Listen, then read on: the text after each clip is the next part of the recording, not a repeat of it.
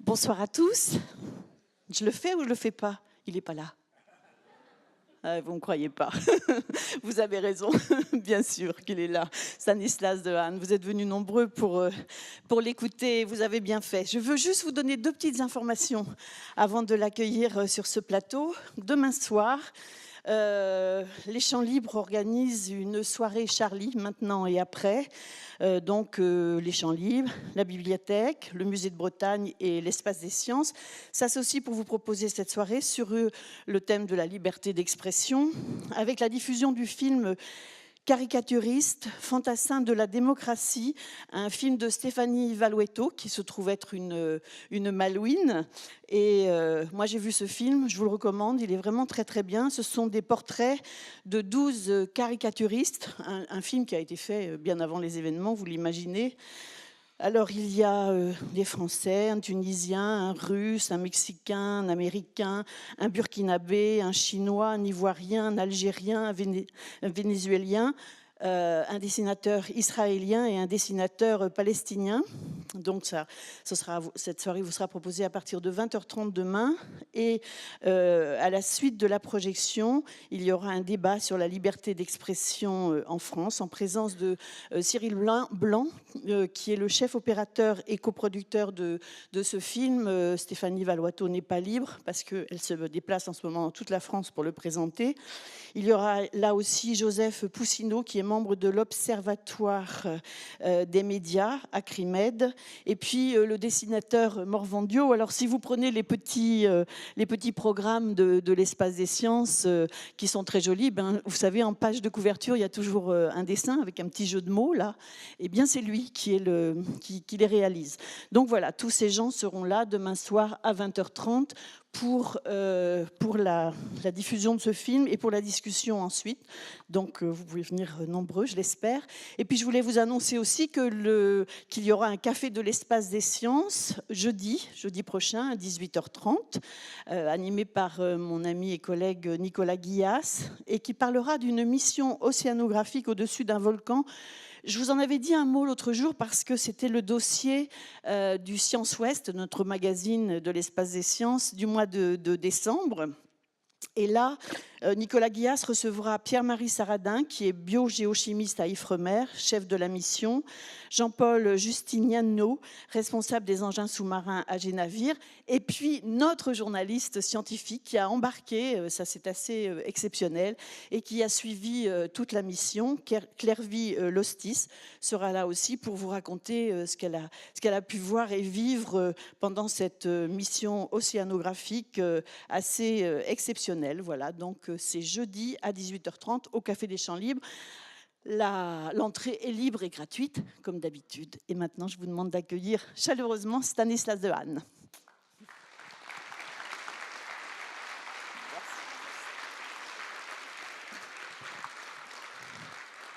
Je ne sais pas pourquoi je vous demande de l'accueillir chaleureusement, vous le faites toujours. Alors, en plus, je n'ai pas besoin de vous le demander. C'est un grand plaisir de vous recevoir, Stanislas, pour la 3e fois, d'ailleurs. Vous êtes déjà venu ici en 2007 pour nous parler des neurones de la lecture, je me rappelle. Puis, vous êtes revenu en 2011 pour nous parler de la bosse des maths. Et ce soir, donc, une conférence en relation avec la sortie de ce livre paru chez Odile Jacob, le Code de la conscience. Ah oui, c'est toujours un plaisir de revenir. Oui. Ah non, mais on a toujours beaucoup de plaisir aussi à vous recevoir. Vous travaillez d'ailleurs avec un monsieur qu'on a reçu il n'y a pas si longtemps, Denis Lebihan, qui nous a parlé du cerveau. Vous travaillez assez... C'est le directeur de mon bâtiment Neurospin que je montrerai tout à l'heure. Voilà, qu'on va voir aussi, qui se trouve à Saclay, c'est ça, dans le sud. Voilà, sur le plateau de Saclay, à peu près à 20 km au sud de Paris. Voilà. Alors, vous êtes originaire de Roubaix, ça je m'en souviens. Depuis la dernière fois. Et vous avez fait l'école, vous êtes un ancien élève de l'école normale supérieure, mais vous avez fait une formation en mathématiques. J'ai fait maths sup et maths spé et je suis rentré à l'ENS en mathématiques. Oui. Ah, c'est ça. Et j'ai tout de suite abandonné. C'est vrai? Oui, enfin j'avais Ne très me dites envie pas de que regarder vous le pas cerveau. La bosse des maths. Non, je crois que j'avais pas mal la bosse des maths, mais peut-être pas suffisamment pour être chercheur en mathématiques et quand même à un autre niveau. Et puis j'étais tout de suite passionné par le cerveau dès l'adolescence en fait. Alors, vous avez ensuite suivi des études à l'école des hautes études en sciences sociales et vous devenez docteur en psychologie cognitive. Voilà, donc je suis rentré en maths et sorti en psycho, bon, ce qui était un peu Ce qui est- particulier. je pense. Vous avez été pendant près de 10 ans directeur de recherche à l'INSERM avant d'être nommé professeur au Collège de France. C'était en quelle année? Cette année 2005 pour vous, nommé professeur au Collège de France, nommé à l'Académie des sciences. Belle année. C'était une bonne année. Voilà, et donc vous occupez au Collège de France la chaire de psychologie cognitive expérimentale. Votre laboratoire, on vient de le dire, donc, se trouve au centre Neurospin, dans le sud de Paris. Alors, vos recherches visent à élucider les bases cérébrales des opérations les plus fondamentales du cerveau humain. Et on le retrouve d'ailleurs dans les titres de vos livres, la lecture, le calcul, le raisonnement, la prise de conscience. Vous avez de nombreuses responsabilités auprès de nombreux conseils scientifiques aussi, divers et variés. Vous avez reçu plusieurs distinctions et prix, impossible de les citer tous, il y en a toute une page dans votre biographie. Et au milieu de toutes ces activités, alors peut-être agrémentées de quelques hobbies, et là j'en connais un, la voile, la Un petit mer peu. Malheureusement, la mer n'est pas tout près de Paris, mais j'essaye effectivement et la le plus souvent Bretagne, vous aimez possible en bien. Bretagne. Oui. Voilà, vous avez des petits coins J'ai de des prédilection. biais vers l'ouest. Oui. Voilà. Vous trouvez le temps de rédiger des ouvrages passionnants pour le grand public. Ce que je trouve assez formidable dans les 3 livres que je connais de vous, c'est que vous arrivez à utiliser un langage qui nous est tout à fait accessible. Est-ce que ça vous demande Est-ce que c'est un exercice particulier pour vous? C'est-à-dire que je sous-estime toujours combien de temps ça va prendre. C'est ça le Ah, problème. Je pense qu'un livre va prendre 2 ans et ça prend plutôt 5 ans, un livre pour moi. Mais ce que j'aime bien, c'est de raconter pas seulement ce qu'on a trouvé, mais aussi comment on l'a trouvé oui. et comment ça s'inscrit dans des idées que tout le monde peut avoir. Ce qui est intéressant dans le cerveau, c'est que tout le monde a des idées sur le cerveau et sur la pensée. Tout le monde le vit. Et je pense qu'on a la chance de travailler dans un domaine scientifique où les gens peuvent facilement trouver du lien avec ce qui est fait dans les laboratoires. Peut-être Alors, plus qu'en chimie ou dans la physique quantique. oui. On a entendu une voix qui nous a un petit peu gênés. Là, je pense que c'est pour dire que ça ferme, donc ça sera fini après, on sera tranquille. Je me rappelle que le livre La bosse des maths, en fait, c'est un livre que vous aviez déjà rédigé entre 94 et 97. Je crois qu'il était paru en 97 et que vous avez ressorti 15 ans après. Quand je suis venu, C'était ça. je suis venu présenter la mise à jour de ce livre en quelque sorte, parce qu'il y a eu 15 ans de recherche. Quand je l'ai écrit au tout départ, on était vraiment un peu les pionniers quand même de ce domaine de ce qu'on appelait la cognition numérique, c'est-à-dire tout ce qui concernait le traitement des nombres dans le cerveau. Et en 15 ans, ça a explosé et il était nécessaire d'en faire une nouvelle version. Voilà. Et je me rappelle que vous nous aviez parlé à ce moment-là d'un projet européen sur le cerveau humain, une grande entreprise de stimulation du cerveau qui faisait travailler beaucoup de labos français et étrangers et qui normalement devait donner des résultats dans l'intervalle de 10 ans. Donc ça, c'était en 2011. Nous sommes... Le projet a démarré en 2014. La Ah oui, communauté, donc je il est pense, tout neuf. si j'en ai parlé en 2011, c'était vraiment le tout début. Certains collègues en rêvaient et il a fallu obtenir le financement de la communauté européenne. Et maintenant, le projet a démarré en 2014. Oui. Non, 2013, pardon. Il a démarré en octobre 2013. Très bien. Donc vous venez nous en reparler dans quelques temps Peut-être. pour nous dire si C'est un ça projet avance. compliqué, C'est vrai. oui, qui pose beaucoup de difficultés.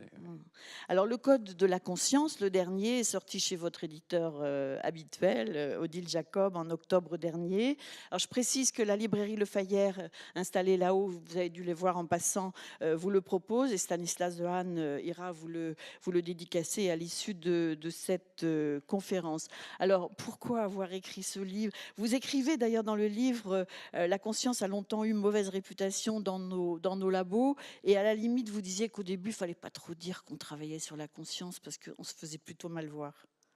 En fait, jamais je n'aurais pensé écrire un livre sur la conscience, parce que c'est vrai, c'était un sujet qui était considéré comme trop difficile, ou un sujet pour professeur à la retraite en tout cas. Donc c'était un peu tôt pour moi, là. Mais les choses ont changé. Je vais vous raconter pourquoi les choses ont changé. Je crois que le mieux, c'est qu'on vous écoute Et puis après, s'il y a encore des choses qui me posent question, moi, par rapport au livre que j'ai eu la chance de lire, je vous les poserai. Mais on vous donnera la priorité, bien sûr, comme d'habitude. Vous poserez toutes les questions que vous voudrez. Je voulais aussi juste signaler cet autre livre. C'est le catalogue de l'exposition. Vous avez été commissaire de cette exposition permanente qui se trouve à la Cité des Sciences. Alors, c'est une exposition qui est dite permanente, c'est-à-dire qu'elle est là pour 10 ans. Et C'est comme chez nous, hein, la permanence, ça dure 6-10 ans. 10 ans, c'est déjà pas mal. Mais c'était un grand projet de ces 3 dernières années, effectivement, de monter cette exposition avec l'idée d'en faire quelque chose de très ludique. Si vous visitez l'exposition, vous apprendrez des choses sur le cerveau, mais vous jouerez aussi avec votre cerveau. Vous le soumettrez à plein d'illusions visuelles, d'expérimentations de toutes sortes. Alors nous avons quelques spécialistes des neurosciences ici dans cette salle ce soir, des gens qu'on a l'habitude de recevoir ici aussi chaque année, qui vont vous écouter probablement avec attention ce soir. Bienvenue à eux, bienvenue à vous tous, et je pense que vous allez passer une excellente soirée qui va nous apprendre beaucoup de choses. À tout à l'heure.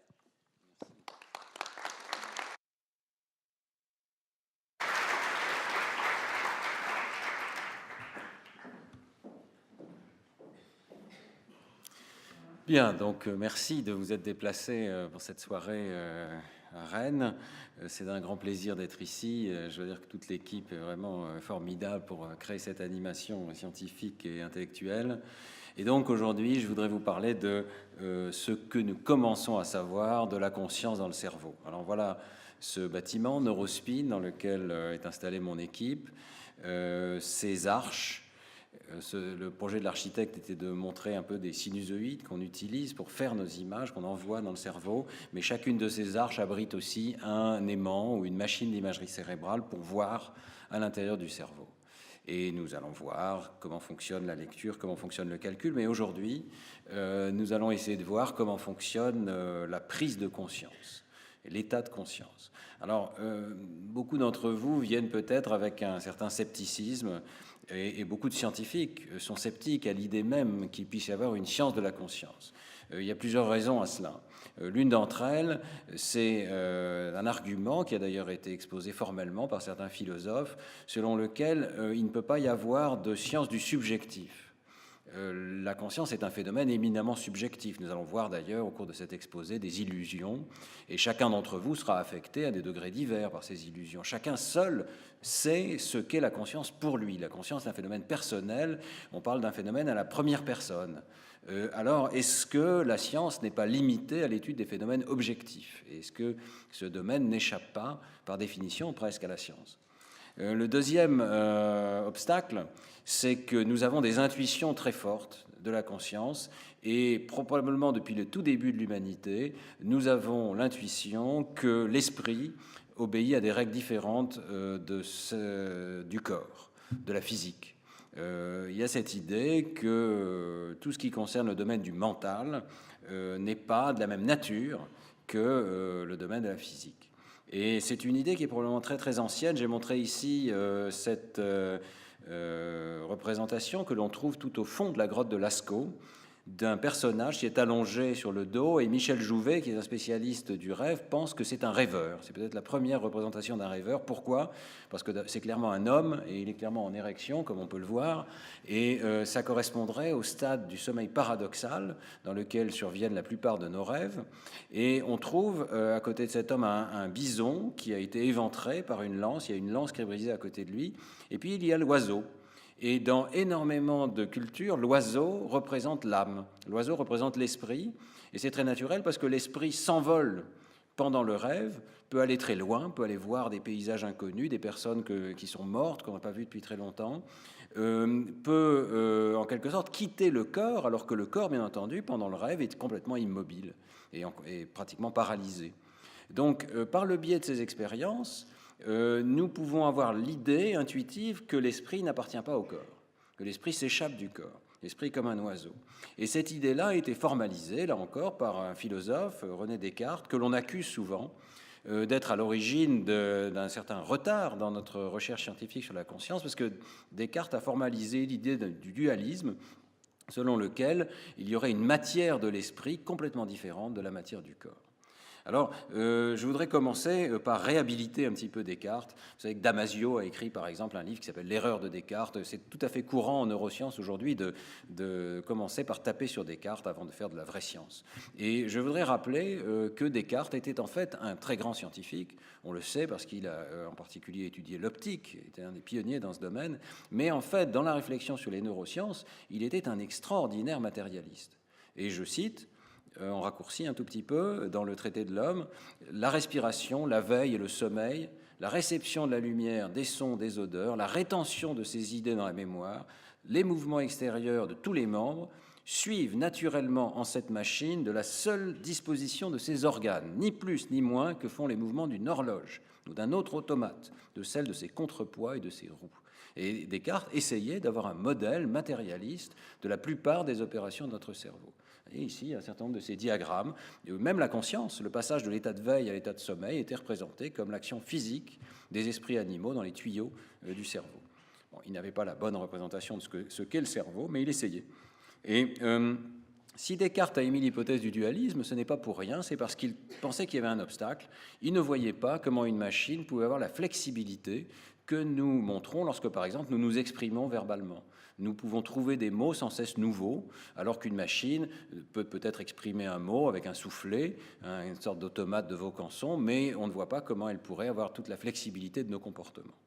Alors, cet obstacle de Descartes a été très largement levé avec l'arrivée des sciences de l'information au XXe siècle, avec notamment les travaux de Turing, de von Neumann. Nous savons aujourd'hui, parce que nous avons en particulier sur nous des ordinateurs, des téléphones portables, nous savons que le traitement de l'information est capable d'une très grande flexibilité, que la génération des paroles, la prise de décision sont des choses qui peuvent être réalisées par des machines.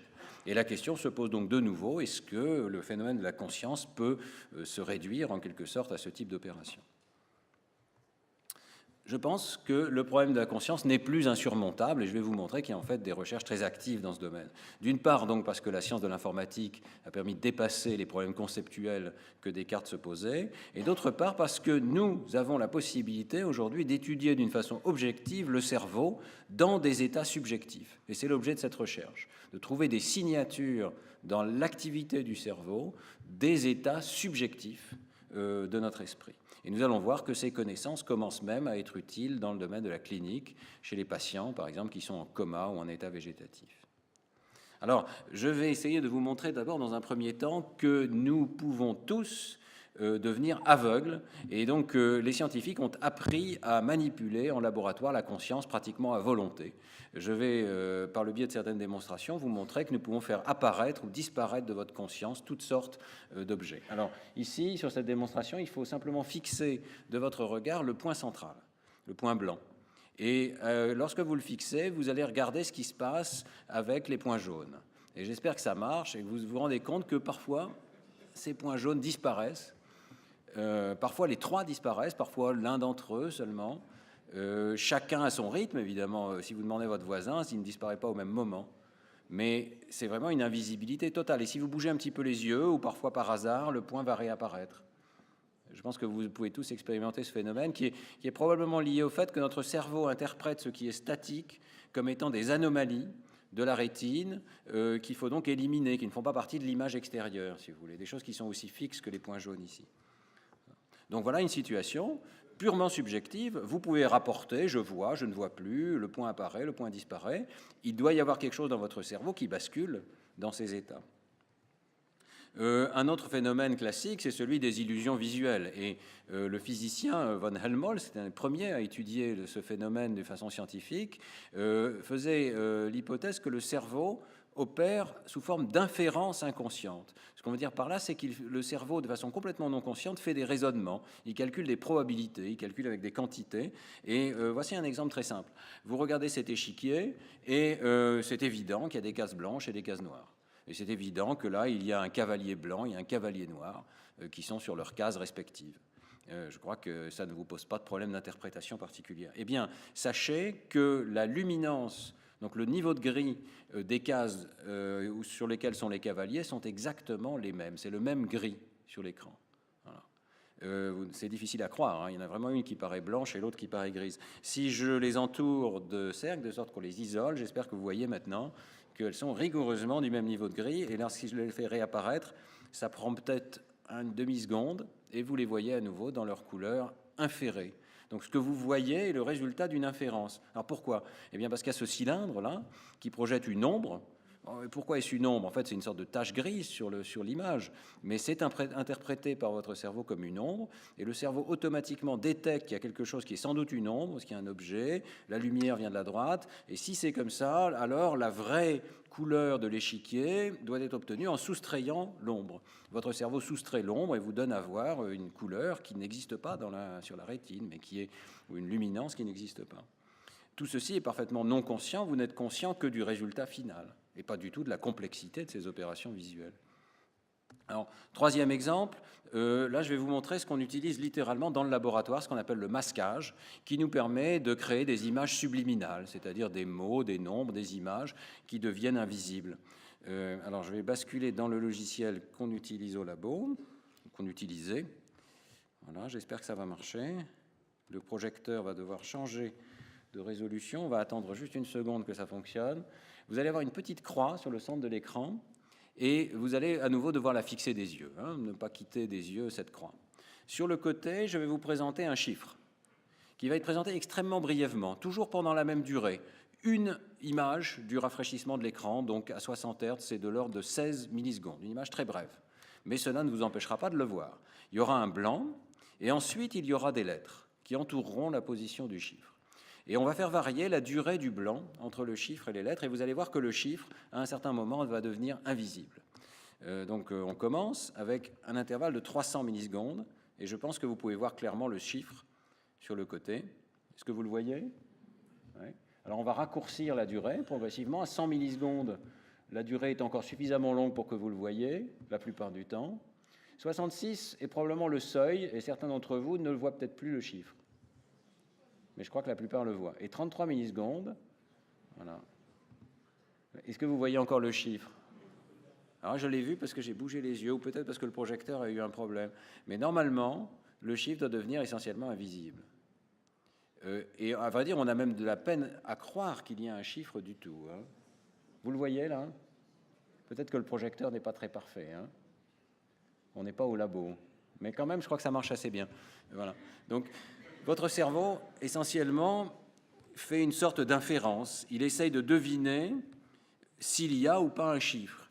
Et lorsque les données sont trop courtes, trop limitées, eh bien la conclusion qui s'impose, qui est imposée par la deuxième image avec des lettres et un blanc, c'est qu'il n'y a que du blanc. Voilà. Votre cerveau prend une décision. La conscience correspond à une sorte de décision de la part du cerveau. Mais de cette manière-là, nous pouvons donc en laboratoire avoir des stimuli qui sont soit minimalement différents, soit éventuellement identiques lorsqu'ils sont juste au seuil.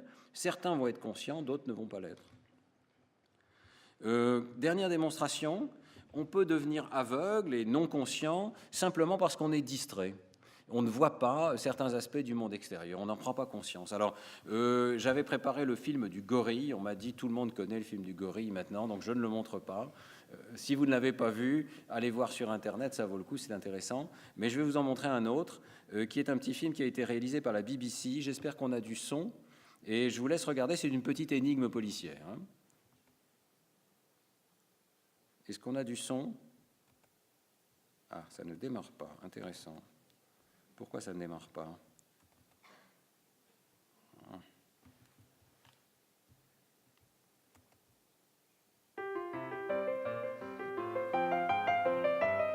Clearly, somebody in this room murdered Lord Smythe, who, at precisely 3:34 this afternoon, was brutally bludgeoned to death with a blunt instrument. I want each of you to tell me your whereabouts at precisely the time that this dastardly deed took place.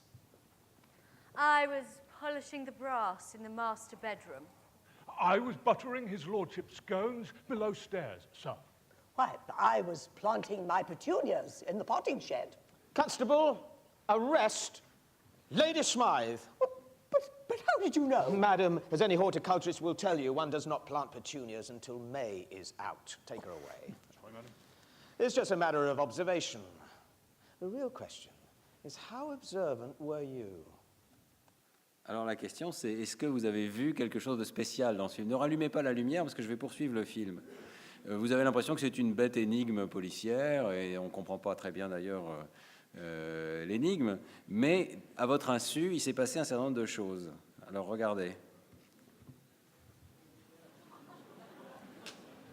On va voir comment le film a été fait. Clearly, somebody in this room murdered Lord Smythe, who, at precisely 3:34 this afternoon, was brutally bludgeoned to death with a blunt instrument. I want each of you to tell me your whereabouts at precisely the time that this dastardly deed took place.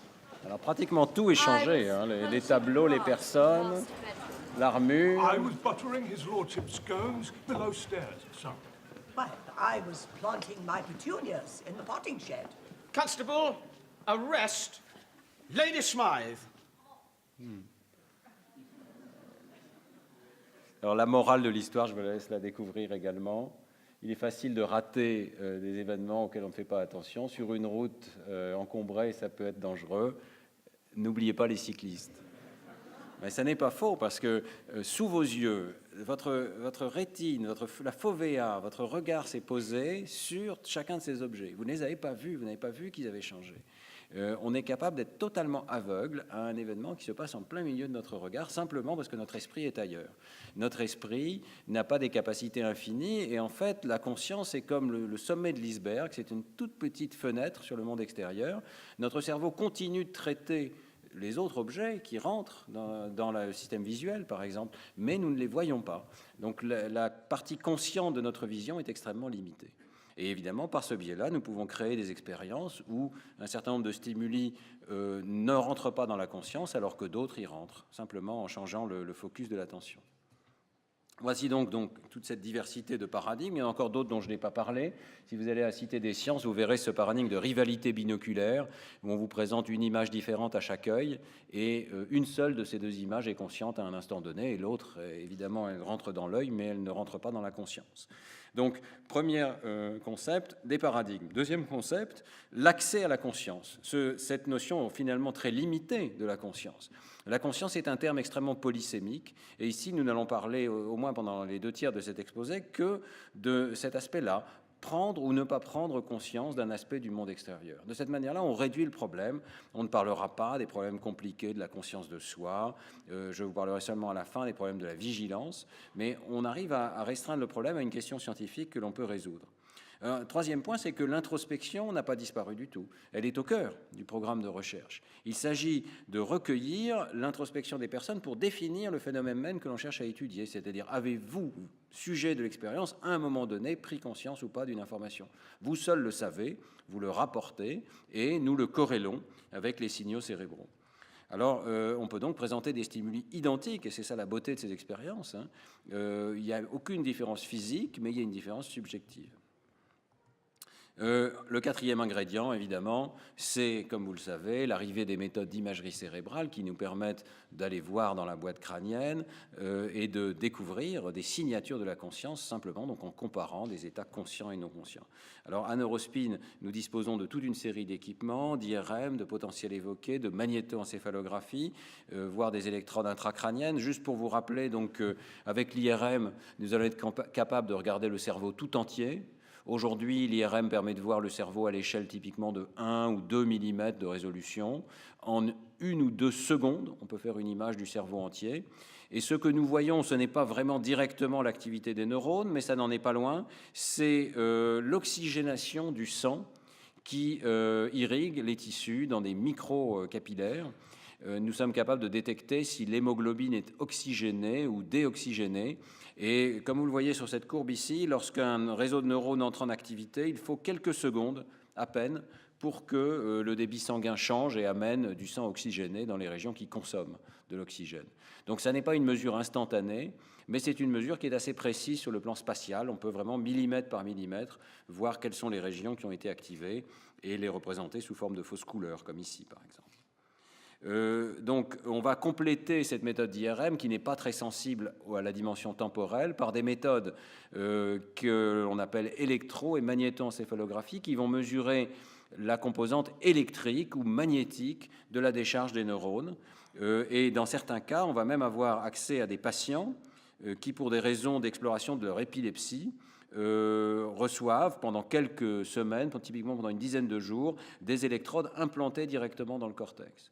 Ça a l'air très invasif, mais en fait, c'est extrêmement utile sur le plan clinique pour étudier l'origine de l'épilepsie chez des patients qu'on n'arrive pas autrement à traiter avant de faire une intervention chirurgicale. Mais pendant une dizaine de jours, si les patients sont d'accord, ils peuvent aussi participer à des expériences entre deux crises d'épilepsie, dans des moments où le cerveau se comporte à peu près normalement, et on obtient énormément d'informations sur l'état d'activité du cerveau.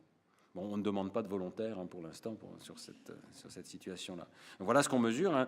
Si le cortex est formé en partie de cellules pyramidales assez grandes, qui ont donc des dendrites qui peuvent s'étaler dans l'épaisseur du cortex, qui sont l'objet de petits courants, le lieu de petits courants. Et lorsque toutes ces cellules entrent en activité de façon un petit peu coordonnée, ces courants vont s'additionner et créer une différence de potentiel ou un champ magnétique qui est mesurable de l'extérieur. Et c'est comme ça qu'on arrive à mesurer des signaux qui sont essentiellement instantanés et qui reflètent, eux, assez directement l'état d'activité électrique du cerveau. Nous sommes capables d'utiliser toutes ces méthodes, je tenais à le mentionner, à Neurospin également chez l'enfant. C'est un des points forts du laboratoire et c'est une situation très intéressante. Non seulement donc des enfants d'âge scolaire, comme ici lorsqu'on étudie la lecture, mais aussi des tout petits bébés, comme ce bébé ici qui est en MEG ou des bébés qui passent en IRM, bien protégés du bruit, vous voyez, endormis. Parfois éveillés. Donc on est capable de commencer à regarder les réseaux cérébraux précurseurs du langage, précurseurs de la lecture chez les tout petits enfants. Je vous montrerai tout à l'heure donc des premières images qui tentent de résoudre cette question. Est-ce qu'un tout petit bébé est déjà conscient? Est-ce qu'il a déjà des signes de conscience? Alors qu'est-ce qu'on a trouvé? Eh bien, sur cette diapositive, je vous résume une très très grande série d'études, mais en même temps, la diapo ne peut pas être complète. Il y a maintenant des centaines d'études du traitement non conscient dans le cerveau. Et c'est une grande question de savoir jusqu'où va un stimulus non conscient. Mais comme vous le voyez sur cette image, la réponse est qu'un stimulus non conscient pénètre de façon extrêmement profonde dans le cerveau. Il n'y a pratiquement pas de région qui n'ait pas réussi à être activée par un stimulus non conscient, à part peut-être certaines régions du cortex préfrontal. Mais par exemple, le chiffre que je vous ai montré tout à l'heure et qui à un moment disparaissait de votre conscience, eh bien, il rentrait toujours dans votre cortex visuel, il était toujours reconnu, on a pu montrer que la lecture du chiffre, et donc l'identification de ce chiffre se faisait ici de façon non consciente. On a montré aussi qu'il pouvait y avoir des calculs non conscients, qu'au moins la quantité représentée par le nombre allait activer cette région qui s'intéresse à la quantité numérique. Et avec d'autres mots, on a pu montrer que le sens des mots pouvait s'activer de façon non consciente dans le cerveau. Par exemple, si je vous flash un mot invisible, subliminal, mais qui a un contenu violent, une émotion forte, je ne sais pas, viol, eh bien, ce mot va activer automatiquement une région qui s'appelle l'amygdale cérébrale, qui est impliquée dans le codage des émotions. Donc, le sens du mot n'a pas échappé à votre cerveau, même si vous concluez qu'il n'y avait pas de mot, que vous n'avez rien vu. Donc, il y a un vrai problème, parce que toutes ces activations se déroulent sans que le cerveau soit conscient. Qu'est-ce donc que l'état de conscience? Eh bien, nous avons fait diverses expériences pour voir ce qui se passait précisément au moment où le mot ou le chiffre franchit le seuil de conscience. Et ici, c'est l'expérience à laquelle vous avez été soumis tout à l'heure, le chiffre qui est suivi avec un délai variable de lettres.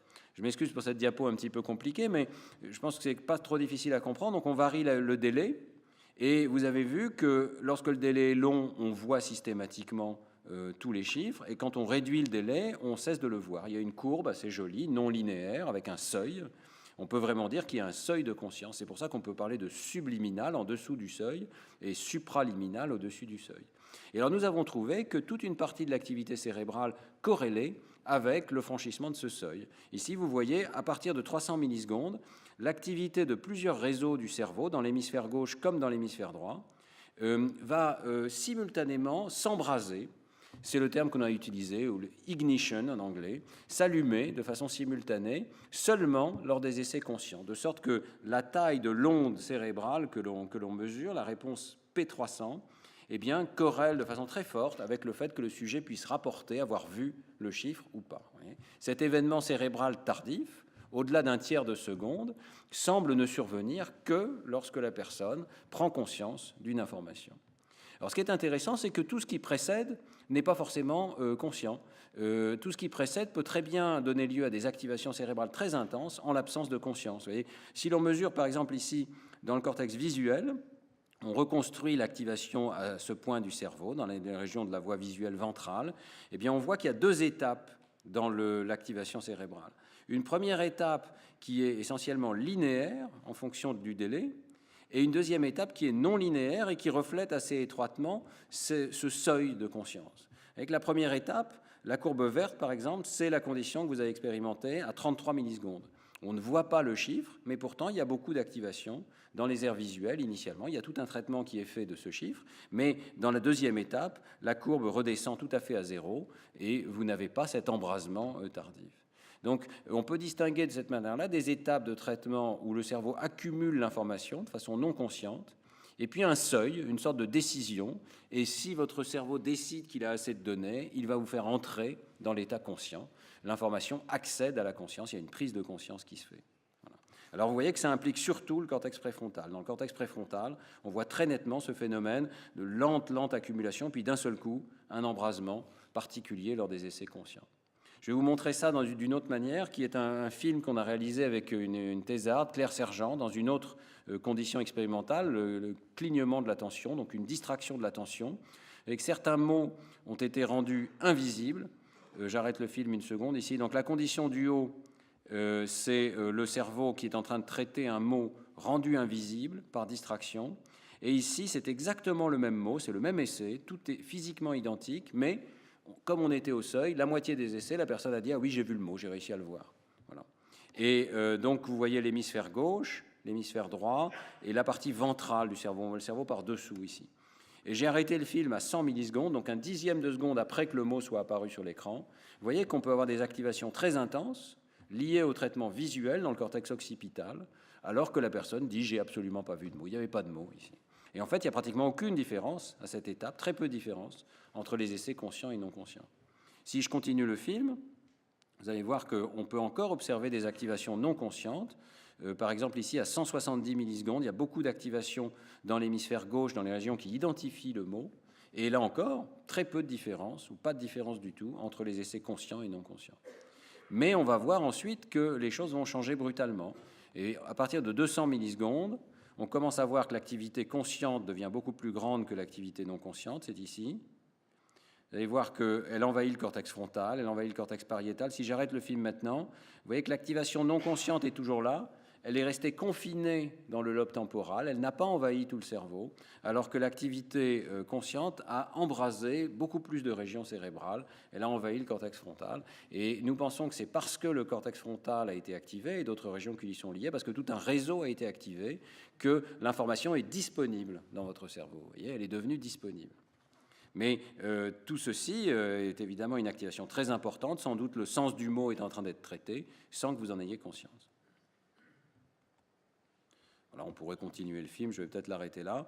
Je vais juste vous dire que cette signature donc, d'un embrasement global du cerveau, c'est quelque chose que beaucoup d'équipes de recherche ont observé maintenant dans le monde, avec toutes sortes de méthodes, quelle que soit d'ailleurs la modalité de stimulation.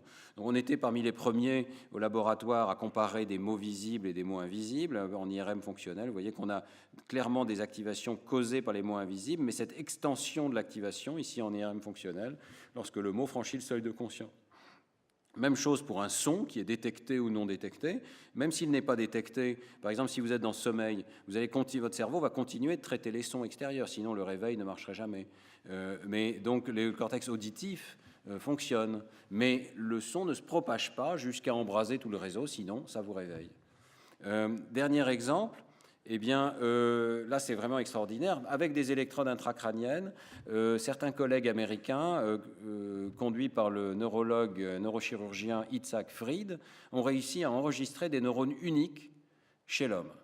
C'est une performance tout à fait extraordinaire. Chez l'animal, c'est assez facile, mais chez l'homme, il faut vraiment faire des efforts particuliers.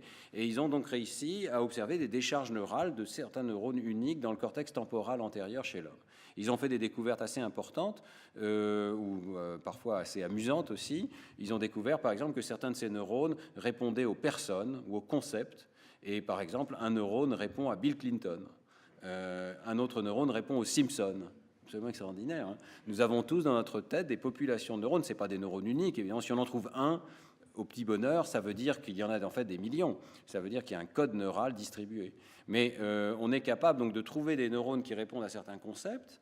Et le résultat que je vous montre ici, c'est que ces neurones ne vont répondre que lorsque la personne dit « je suis conscient » du concept en question. Ici, c'est un neurone qui aime bien le World Trade Center, un autre lieu célèbre, tristement célèbre. Eh bien, vous voyez que lorsqu'on masque cette image, on manipule la durée de présentation, on la suit d'un masque, on arrive à faire en sorte que certains essais soient vus et d'autres ne soient pas vus. Eh bien, je ne sais pas si vous arrivez à voir les couleurs, mais les essais en rouge sont des essais pas vus et les essais en bleu sont des essais vus. Les décharges neuronales ne surviennent que lors des essais vus pour ce neurone particulier. Et ce sont aussi des décharges neuronales tardives, au-delà d'un tiers de seconde, au-delà d'un quart de seconde. Et on voit très bien ici en dessous qu'il peut y avoir une brève décharge initiale de certains de ces neurones, mais très brève. Elle est beaucoup plus intense lors des essais vus et elle dure plus longtemps. Vous voyez, il y a vraiment un changement, une sorte de bascule dans un état de décharge soutenu lorsque la personne prend conscience de l'information. Alors, comment est-ce qu'on peut comprendre? Eh bien, au laboratoire, on a, avec Jean-Pierre Changeux, avec Lionel Nakache, on a essayé de proposer une hypothèse sur ce que signifient ces résultats et ce qu'on appelait l'hypothèse de l'espace de travail neuronal global. Et de quoi s'agit-il? Eh bien, il s'agit d'une série d'hypothèses. La première, c'est que le cerveau comprend, et notamment dans le cortex, de très nombreux processeurs spécialisés qui traitent les informations non consciemment. Et on peut les représenter par ces petits disques ici qui sont connectés entre eux. Chacun serait une aire cérébrale. Il y a des hiérarchies entières d'aires cérébrales qui peuvent constituer des sortes de circuits non conscients. Et la plupart du traitement de l'information dans le cerveau fonctionne sur ce mode automatique, non conscient. Maintenant, il y a aussi un système central qu'on appelle l'espace neuronal global et nous faisons l'hypothèse que ce que nous appelons la prise de conscience correspond à l'arrivée des informations dans ce système particulier, un système de neurones qui est extrêmement dense dans les régions préfrontales et pariétales du cortex, et avec des axones, ce sont, vous savez, les connexions que les neurones envoient les uns vers les autres, qui sont extrêmement longs, qui fait que cet ensemble distribué dans plusieurs aires cérébrales fonctionne comme un tout. L'information qui arrive dans cet espace va à un certain moment être codée de façon synchrone à l'échelle de tout le cerveau. Voyez. Et nous pensons que, d'après nos images, que ceci correspond à l'entrée d'une information dans la conscience. Alors, l'information consciente devient donc stable, parce que ce réseau réverbère sur lui-même, stabilise l'information. L'image a pu disparaître de votre rétine, mais elle est toujours présente dans votre conscience. Et elle est rendue disponible à l'ensemble des processeurs cérébraux. On peut par exemple router une information qui est arrivée par cette voie-ci à d'autres processeurs, ici, dans la mesure où elle est consciente. L'information consciente va donc être utilisable. Et en particulier, on va pouvoir la rapporter consciemment. C'est pour ça que nous prenons comme critère premier de conscience le fait qu'une personne puisse en parler. Si elle peut en parler, c'est qu'elle en a été consciente. Voyez. Mais il ne s'agit pas seulement de parler de l'information, mais aussi de pouvoir la mémoriser, l'utiliser dans nos actions. Si nous sommes conscients d'une information, nous pouvons l'utiliser dans nos plans d'action, alors que si nous ne sommes pas conscients, elle va disparaître très rapidement. La conscience, vous voyez ici, agit comme une sorte de goulot d'étranglement central. C'est un système central qui permet de router l'information, mais on ne va pas pouvoir y faire passer trop d'informations à la fois. Une information qui rentre va bloquer, comme la voie orange par exemple ici, une information verte qui rentre va bloquer des informations oranges et ça va correspondre à cette distraction attentionnelle que je vous montrais tout à l'heure. Si on se concentre sur un objet de pensée, les autres objets de pensée vont disparaître. Tous les mathématiciens savent ça. Si on se concentre sur les mathématiques, eh bien, le reste du monde va disparaître pratiquement totalement du champ de la conscience. Je ne sais pas si certains ont épousé un mathématicien ou une mathématicienne ici, mais c'est bien connu. Une autre possibilité, c'est qu'on ne puisse pas faire embraser ce système conscient parce que le stimulus qui rentre est trop bref. Il n'a pas une puissance suffisante. Vous voyez, s'il est trop faible, à ce moment-là, il va être comme une vague qui vient mourir ici dans cette hiérarchie d'activation sensorielle sans parvenir à embraser ce système central. On voit que ce système central, comme il est réverbérant, comme il est auto-connecté, il va avoir un seuil et ce seuil ne va pas pouvoir être franchi s'il n'y a pas une intensité suffisante du stimulus. Donc on arrive à rendre compte de cette manière-là du subliminal et de ce qu'on appelle le préconscient, les stimuli qui pourraient être conscients si on y faisait attention, mais qui n'arrivent pas à rentrer si on est distrait par une autre tâche. Alors nous pensons qu'il y a une réelle évolution d'un système neuronal particulier qui permet la communication à l'échelle du cerveau. Il y a sans doute plusieurs évolutions dans le cerveau. Certaines régions du cerveau se sont spécialisées comme des modules particuliers pour l'espace, pour le nombre, pour les objets, pour les personnes, pour les visages. Mais il y a aussi ce système de communication à longue distance qui brise la modularité, qui permet de communiquer. Et on voit depuis très longtemps d'ailleurs qu'il existe des neurones avec des axones extraordinairement longs qui permettent de communiquer à travers le cortex, par exemple à travers le corps calleux d'un hémisphère à l'autre, qui interconnectent le cerveau avec lui-même. C'est très largement le fait de ces neurones pyramidaux géants, des couches 2 et particulièrement des couches 3, qui sont, comme l'a noté von Economo dès le début du XXe siècle, qui sont particulièrement denses dans les régions du cortex préfrontal, du cortex pariétal inférieur, du cortex temporal, qui sont des régions activées dans l'état de conscience, on le voit aujourd'hui, et qui sont aussi des régions particulièrement jeunes dans le cerveau humain. Donc le cerveau humain est surdéveloppé dans ces régions-là. Et on le voit particulièrement ici, la taille des neurones eux-mêmes est un indicateur de leur contribution à ce réseau. Vous voyez, les dendrites, qui sont donc l'arbre réceptif des neurones, deviennent de plus en plus larges à mesure qu'on progresse dans cette hiérarchie depuis le cortex visuel primaire, non conscient, jusqu'à des régions qui sont impliquées dans le traitement conscient, qui ont une espèce d'arborisation géante qui permet de recevoir des messages de très nombreuses régions différentes. Donc une sorte de spécialisation pour la communication cérébrale. Alors, il est important de comprendre que ce réseau ne se contente pas de recevoir des informations du monde extérieur. Évidemment, c'est important de pouvoir identifier un visage ou de reconnaître un objet dans le monde extérieur, mais en fait, ce système est aussi autonome. Il ne s'arrête absolument jamais, même lorsque nous sommes dans le noir. Il a des patrons d'activité, des configurations d'activité que vous voyez ici se dérouler, qu'on peut mesurer en IRM fonctionnel, qui ne cessent de changer en permanence et de constituer une sorte de décours temporel de l'activité spontanée du cerveau. C'est un système qui très probablement génère ses propres buts. Il n'a pas besoin d'être stimulé dans le monde extérieur et de répondre. Le modèle stimulus-réponse ou le modèle réflexe du cerveau n'est pas le bon modèle de ce système. C'est un système qui, au contraire, a une activité endogène permanente. Et cette activité endogène correspond probablement en grande partie à ce qu'on appelle le flux de la conscience ou le flot de la conscience. Le fait que notre conscience passe sans cesse d'un état mental à l'autre. Alors en particulier, certaines études ont commencé à montrer qu'il y a une bonne corrélation entre cette activité qui se déroule en permanence et le contenu que la personne va rapporter. Si vous arrêtez la personne à un moment donné, au moment de ce film, et vous lui dites « à quoi pensiez-vous ?», eh bien, ce qu'elle va rapporter, vous pouvez en partie le prédire sur la base de l'état d'activité que vous êtes en train de mesurer. Il y a une étude tout à fait récente qui est extraordinaire, où on fait dormir les gens dans l'IRM, ce qui n'est pas une mince affaire, on prend quelques personnes qui arrivent à bien s'endormir facilement, et elles s'endorment, et dès qu'elles sont dans une phase de sommeil profond ou de REM, on arrête l'expérience, on les réveille. Et immédiatement, on les entraîne. Dès qu'elles se réveillent, on leur dit à quoi rêviez-vous ? Quel était le contenu de votre rêve ? Eh bien, on arrive à prédire, mieux que le hasard, pas parfaitement, mais mieux que le hasard, quel était le contenu du rêve sur la base de l'état d'activité qui précède le réveil. Donc même pendant le rêve, bien entendu, votre cerveau crée des patrons d'activité globaux, conscients. Alors, cette activité, on a résolu un problème récemment, c'est un papier qui vient de sortir il y a juste 15 jours dans PNAS. On a résolu un petit paradoxe dans la littérature récente parce que certains avaient montré que cette activité spontanée continue de se dérouler même dans l'anesthésie. Chez un singe anesthésié, par exemple, chez un homme anesthésié. Alors là, c'est posé un petit paradoxe. Comment est-il possible qu'il y ait cette activité alors qu'on est anesthésié ? Eh bien, on a pu montrer qu'en fait, l'activité est très différente. Dans l'anesthésie, c'est une activité beaucoup plus locale qui en fait parcourt de façon aléatoire les faisceaux de connexion qui sont évidemment toujours là, l'anatomie n'a pas changé, mais on ne retrouve plus cette dynamique globale d'activité que l'on voit dans l'état de conscience. Et on a donc pu trouver une nouvelle signature de la conscience dans la configuration globale de l'activité de ces réseaux. Si l'activité est corrélée à longue distance, si elle crée des états dynamiques qui changent en permanence, elle est très probablement consciente. Si elle se contente de reproduire la matrice fixe des connexions, elle est probablement non consciente. À quoi sert la conscience ? ces recherches nous conduisent à poser cette question. Est-ce que n'importe quelle opération peut se dérouler de façon non consciente, ou bien est-ce qu'il y a des choses qui demandent absolument d'accéder à ce réseau neuronal particulier?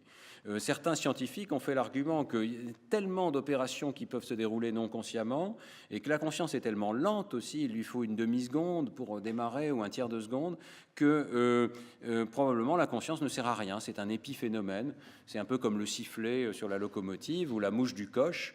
Elle pense qu'elle fait quelque chose, mais elle ne fait absolument rien. C'est un argument qui est sérieusement proposé par des philosophes. Alors nos recherches ne vont pas du tout dans ce sens. Et moi, je ne crois pas du tout que la conscience est un épiphénomène. Je crois que c'est une évolution caractéristique de notre cerveau. Et s'il y a eu une évolution particulière, c'est qu'il y a une utilité pour l'organisme et pour la survie de l'organisme. Et nous avons trouvé quelques opérations qui semblent nécessiter la conscience. Et la première, c'est réfléchir posément, si on peut dire. On a pu montrer que les informations subliminales s'évanouissent de votre cerveau. On injecte de l'information, mais si elle n'est pas consciente, elle s'écroule avec une exponentielle décroissante, comme ça, et au bout d'une seconde, il n'y a pratiquement plus de traces détectables d'une image subliminale dans votre cerveau. Il peut y avoir une très légère trace, mais pratiquement, il n'y a plus d'influence au-delà d'un certain temps.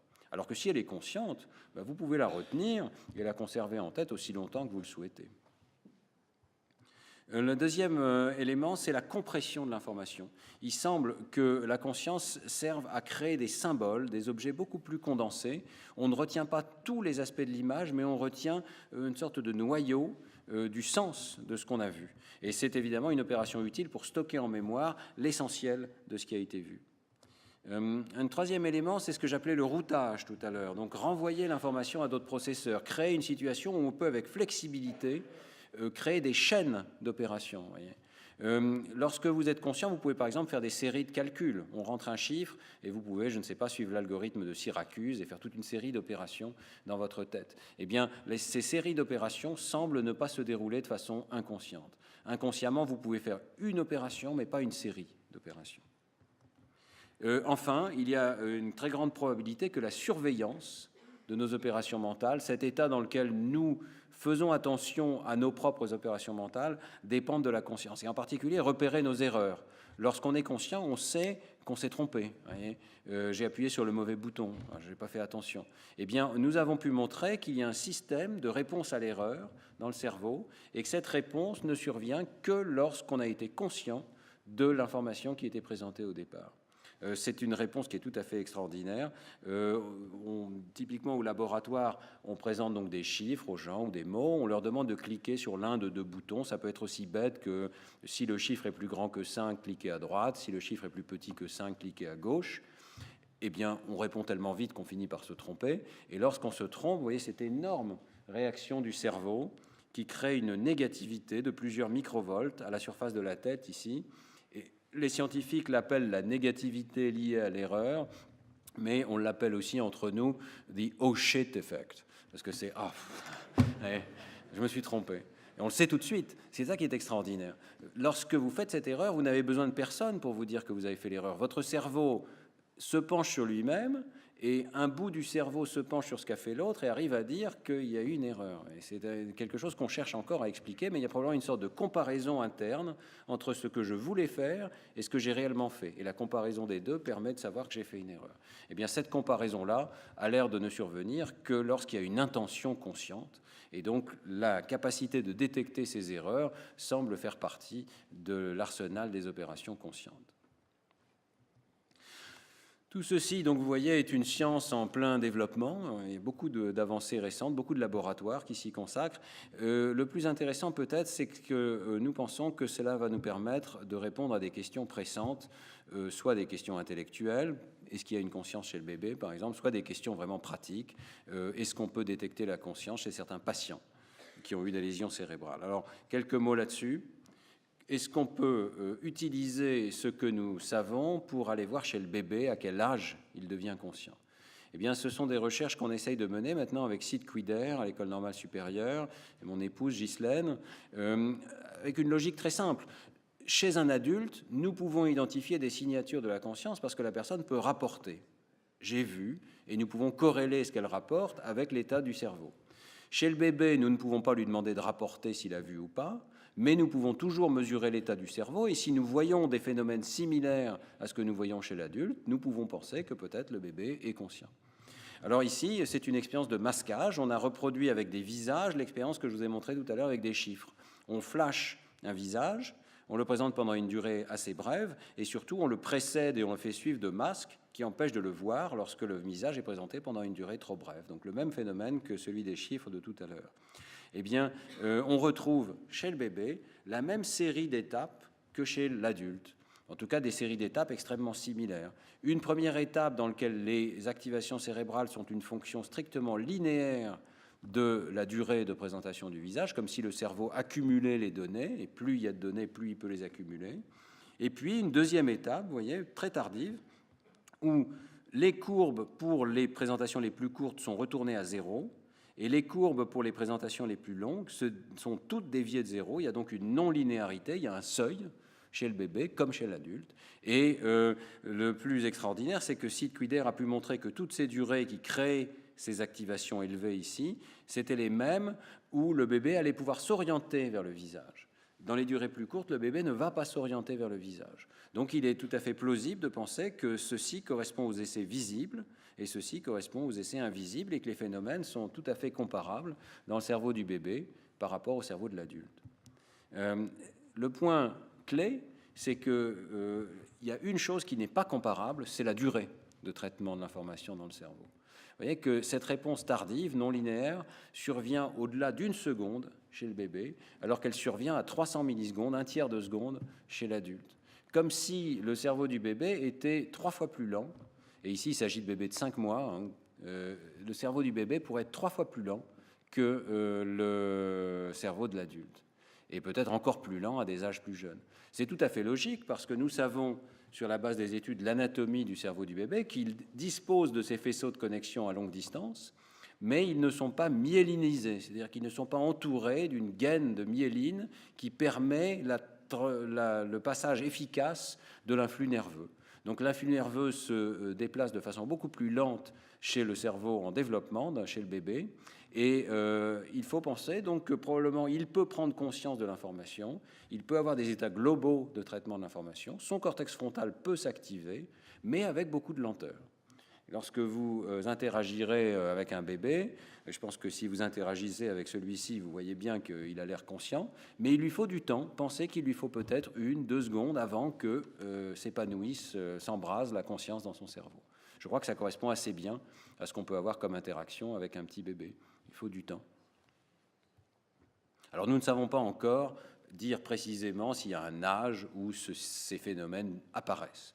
Ces phénomènes ont été observés, donc de non-linéarité, de réponse tardive, ont été observés à 2 mois, c'est l'âge le plus précoce auquel ils ont été vus pour l'instant. On ne sait pas vraiment si dès la naissance ils seraient déjà présents, c'est très plausible. On ne sait pas s'ils pourraient être déjà présents in utero, c'est tout un programme de recherche qu'il s'agit maintenant de compléter.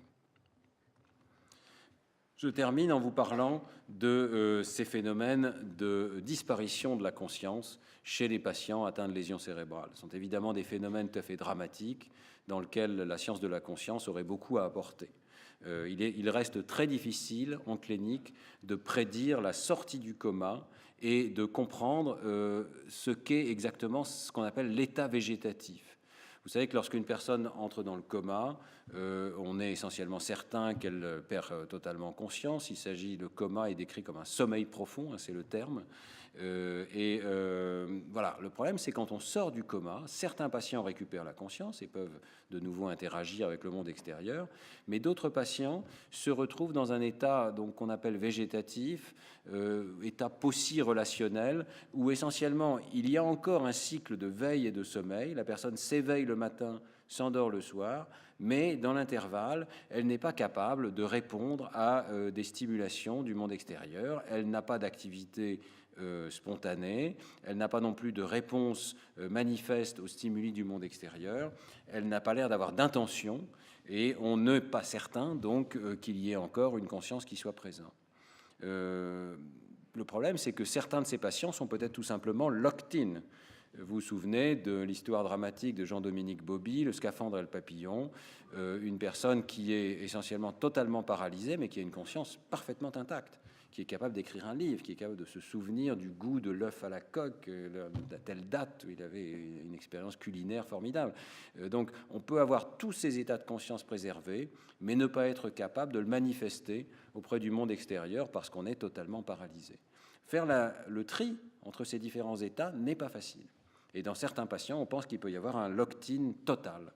Alors, en particulier, notre petit domaine a été profondément bouleversé avec cette publication en 2006 du groupe d'Adrian Owen, à l'époque à Cambridge, qui montrait une patiente dans Science. C'est très rare d'ailleurs que la revue Science publie des cas uniques comme ça, mais c'était vraiment spectaculaire. Une patiente qu'ils ont explorée avec l'IRM fonctionnel. Ils ont commencé par étudier le langage, et c'est 1 sur 60, hein, j'insiste beaucoup là-dessus. Hein, donc ne croyez surtout pas qu'il s'agit de tous les patients. Hein, mais ce cas est probablement un cas de conscience non détectée. Donc cette personne, on lui présente des phrases. Et on s'aperçoit que chez la patiente, comme chez le sujet normal, il y a d'intenses activations du lobe temporal. Bon, peut-être qu'on peut avoir des activations du lobe temporal, je vous l'ai montré tout à l'heure, sans conscience. Mais pour aller plus loin, il présente des nouvelles phrases qui donnent des ordres à la patiente. Et les phrases disent, pendant les prochaines 30 secondes, si vous voyez le mot tennis, jouez au tennis dans votre tête. Imaginez que vous jouez au tennis. Et si vous voyez le mot appartement, imaginez que vous visitez votre appartement. Vous êtes en train de vous promener dans votre appartement. Et quand vous voyez le mot stop, vous arrêtez. Et alors, ils donnent ces instructions et ils s'aperçoivent que la personne active systématiquement les réseaux appropriés. Vous voyez, lorsqu'on lui demande de jouer au tennis, elle active son aire motrice supplémentaire ici, comme le fait un témoin. Lorsqu'elle imagine qu'elle se promène dans l'espace, elle active un réseau de la navigation spatiale qui est bien connu. Donc, il y a une activité structurée. Là encore, ça peut encore se discuter. Il y a eu des débats avec la publication dans Science, mais fondamentalement, quand on voit une activité qui dure 30 secondes en réponse à un mot qui a été flashé sur l'écran, il y a guère de doute que la personne est consciente parce qu'elle est capable de maintenir l'information en ligne. Mais le point final a été mis lorsque un autre patient a montré qu'il pouvait répondre de cette manière-là. C'est extraordinairement malin. Ils ont dit à la personne, bon, nous allons vous poser des questions. Peut-être vous ne pouvez pas répondre verbalement, mais si vous voulez répondre oui, eh bien, jouez au tennis dans votre tête. Si vous voulez répondre non, visitez votre appartement. Et ils ont vu apparaître un réseau sans ambiguïté, soit oui, soit non, avec une réponse claire à 5 questions sur 6, avec la bonne réponse. Est-ce que votre père s'appelle Alfred? Non, voilà, c'était clair. Donc, ce type d'expérience permet d'entrer en communication avec une personne et de montrer qu'il y a toujours une personne si elle répond. Donc, la réponse ici est devenue assez claire. Il y a des personnes qui sont dans cet état et l'imagerie cérébrale permet de commencer à détecter s'il y a ou non conscience. Bon, le problème de l'IRM, c'est que ça reste quand même quelque chose d'extrêmement lourd pour ces patients. C'est d'ailleurs presque un peu triste. Chez cette patiente qui est publiée ici, il y a eu une IRM. C'est très difficile de faire des IRM répétées, surtout chez des patients qui ont tout un soutien médical complexe. Et donc, on découvre qu'elle est probablement consciente, mais on n'a pas pour l'instant à lui offrir plus que ça comme forme de communication avec sa famille. Bon, ça change tout sur la prise en charge, hein, mais ça reste quand même quelque chose de très limité. Donc nous pensons au laboratoire que l'EEG va permettre de faire des avancées spectaculaires parce que l'EEG est très différent, c'est une méthode légère. Ici, il y a 256 électrodes, mais avec quelques électrodes, nous pensons que ça pourrait suffire peut-être à détecter ces signaux cérébraux. Alors nous travaillons sur des méthodes qui permettraient de détecter cet embrasement conscient chez le patient. Une méthode qu'on utilise consiste à stimuler le patient sur le plan auditif. Parce que le problème de la vision, c'est que souvent ces patients ne peuvent pas fixer, parfois ils sont devenus aveugles, mais leur regard est un peu erratique, donc les stimuli auditifs sont plus appropriés. Alors nous présentons des séquences de sons qui font bip bip bip boop, bip bip bip bip boop, bip bip bip bip boop, comme ça. Et la raison pour laquelle nous faisons ça, c'est qu'on sait que la nouveauté, donc le dernier son qui est différent, va créer des activations particulières dans le cerveau. Alors, beaucoup de ces activations sont non conscientes, mais certaines d'entre elles, les plus tardives, ressemblent à la P300 et pourraient tout à fait être une signature de l'état de conscience. Et pour les séparer, on a une astuce.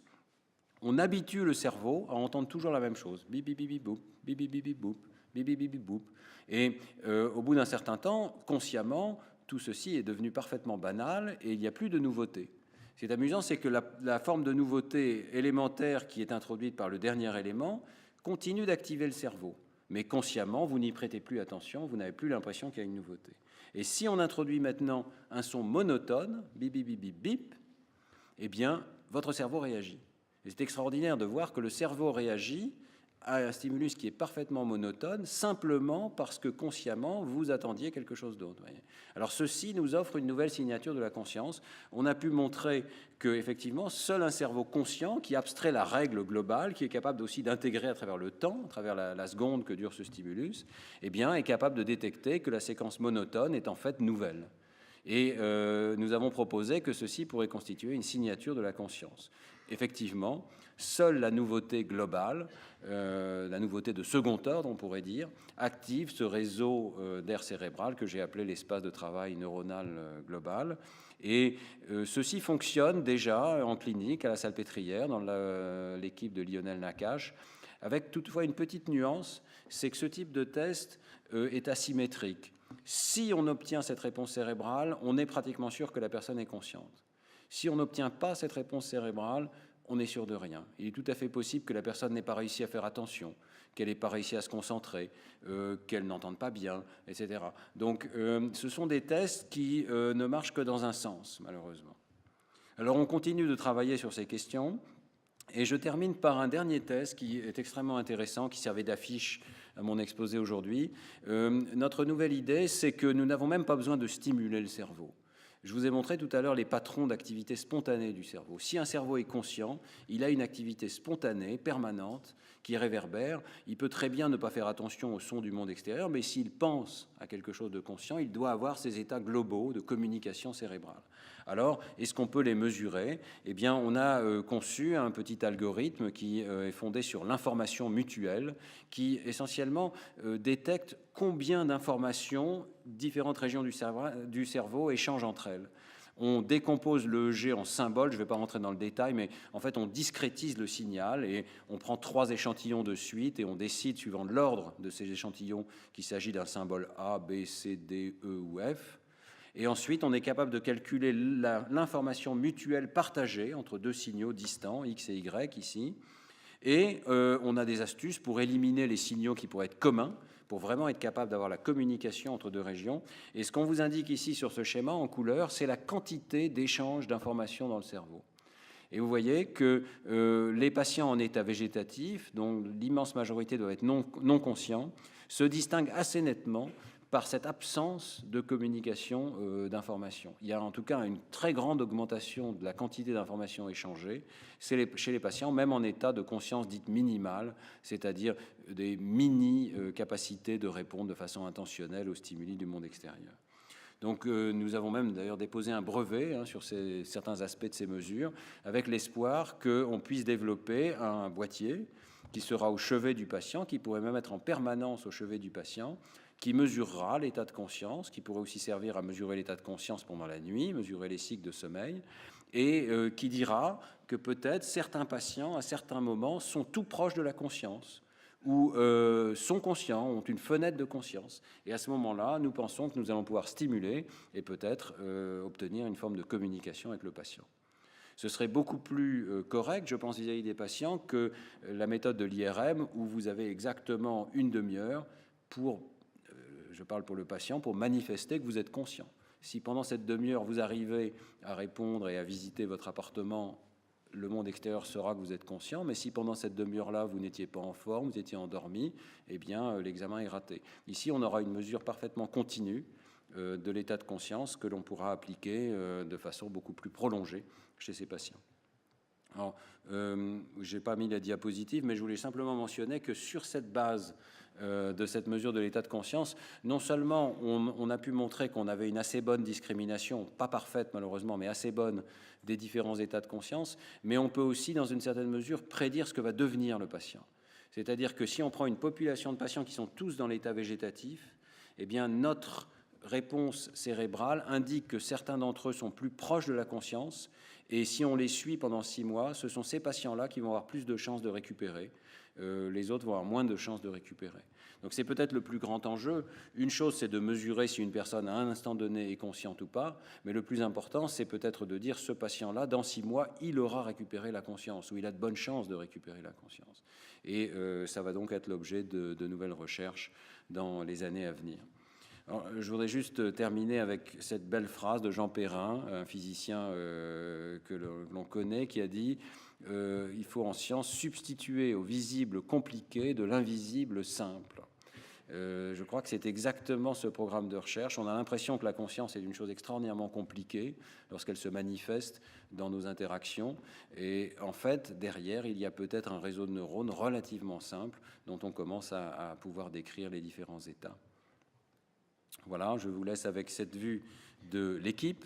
Vous connaissez le docteur Lionel Nakache, qui travaille à la Salpêtrière, qui a beaucoup travaillé, qui a fait sa thèse avec moi au départ sur ces questions de traitement subliminal.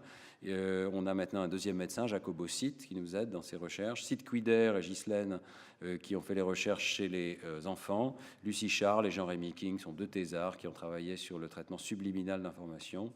Les organismes qui nous financent généreusement.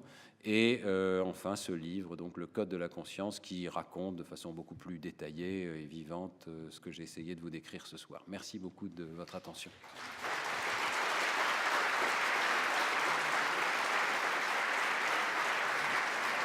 Merci. Alors. Merci. Voilà, merci. Merci beaucoup pour la clarté de ces explications. Effectivement, quand on lit le livre, d'abord, c'est plus facile parce qu'on peut y revenir, on prend son temps, etc. Mais on apprend énormément de choses que vous développez dans le livre et que vous n'aviez pas le temps de développer ici. Voilà, je pense qu'il y a, ça donne presque le vertige de penser à tout ce qui peut découler ensuite de ces recherches. Est-ce qu'il y aurait quelques raisons de s'en inquiéter aussi ?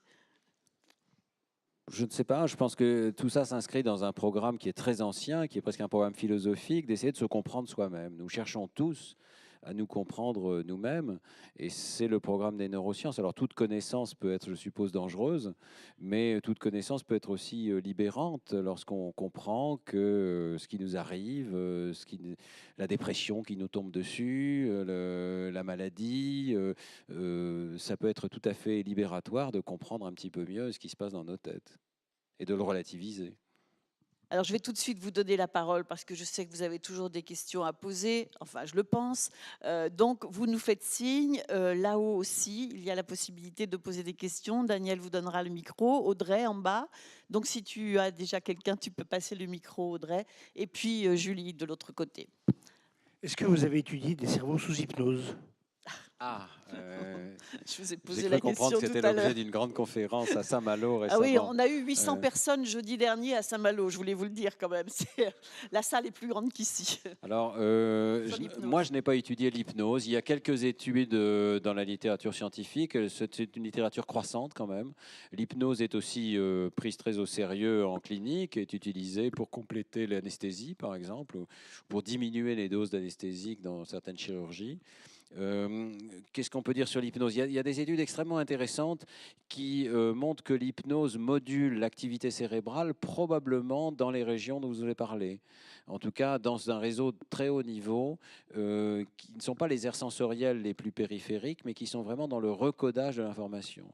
Je pense en particulier à un article qui était paru dans la revue Science il y a déjà une quinzaine d'années, était très intéressant, à stimulus constant, qui était un stimulus calorique. On faisait chauffer un petit anneau autour d'un doigt de la personne, et cet anneau chauffant, par hypnose, on persuadait la personne qu'il était soit brûlant, soit au contraire tout à fait tiède et supportable et normal. Et de cette manière-là, les chercheurs arrivaient à montrer que la modulation de la douleur par l'hypnose affectait les régions du cortex singulaire antérieur, qui fait partie du cortex préfrontal, et pas du tout les aires sensorielles plus précoces. Donc à nouveau, hein, l'hypnose par un mécanisme qu'on ne comprend pas très bien peut faire basculer cette prise de conscience, sans peut-être affecter d'autres circuits plus précoces dans le cerveau. Maintenant, comment ça marche? Pourquoi est-ce que la simple parole est suffisante pour faire basculer ces réseaux? Il y a quelque chose à comprendre dans le domaine du langage, c'est l'homme, cette capacité incroyable que peut avoir le langage de nous faire basculer dans des états incroyablement différents. Si je crie au feu, vous allez tous changer d'activité. On l'a vu aussi avec la triste histoire de Charlie Hebdo. Quelques mots convaincre les gens de changer, de partir dans des états émotionnels incroyablement délirants, on peut le dire. Tout ceci fait partie du propre de l'espèce humaine. Dans l'espace de travail conscient de l'espèce humaine, le langage est capable d'accéder très profondément dans notre cerveau et de modifier ces états. Une autre question? Oui, qui a le micro? Alors attendez, on va venir vers vous après. Hein. Bonsoir. Oui, quel est votre avis concernant les travaux d'un autre grand spécialiste du sujet? Je veux parler du professeur Benjamin Libet. Donc, je ne sais pas si vous adhérez à ces travaux, hein, donc, qui dit notamment l'expérience subjective de la conscience et les processus neuronaux sont phénoménologiquement indépendants. Alors, lorsqu'il dit indépendant, il dit bien évidemment pas séparés, hein, donc indépendant. Ok, deuxième question, pouvez-vous nous confirmer que le cerveau d'un être humain ne fonctionne pas comme le cerveau d'un chimpanzé, avec tout le respect qu'on a pour les chimpanzés? Je viens de terminer votre livre, hein, les neurones de la lecture. Hein, donc, au cours des 40 dernières pages, vous montrez bien qu'il y a de nettes différences. Hein, donc, je vous pose cette question en référence à la conférence de mardi dernier, hein, donc, donnée par un très respectable universitaire, mais enfin, quand il nous dit les êtres humains ne sont que des animaux comme les autres, on me permettra de dire à moi aussi que je ne suis pas d'accord. Alors, deux questions excellentes, merci beaucoup. Hein. Sur Libet, donc je ne sais pas si tout le monde connaît ces expériences qui sont assez intéressantes. On mesure par EEG ce qui se passe alors qu'on demande à une personne de cliquer sur un bouton quand elle veut. Et on lui demande vraiment de se décider au dernier moment et également de rapporter le premier moment où elle a eu conscience qu'elle avait l'intention de cliquer. Voilà.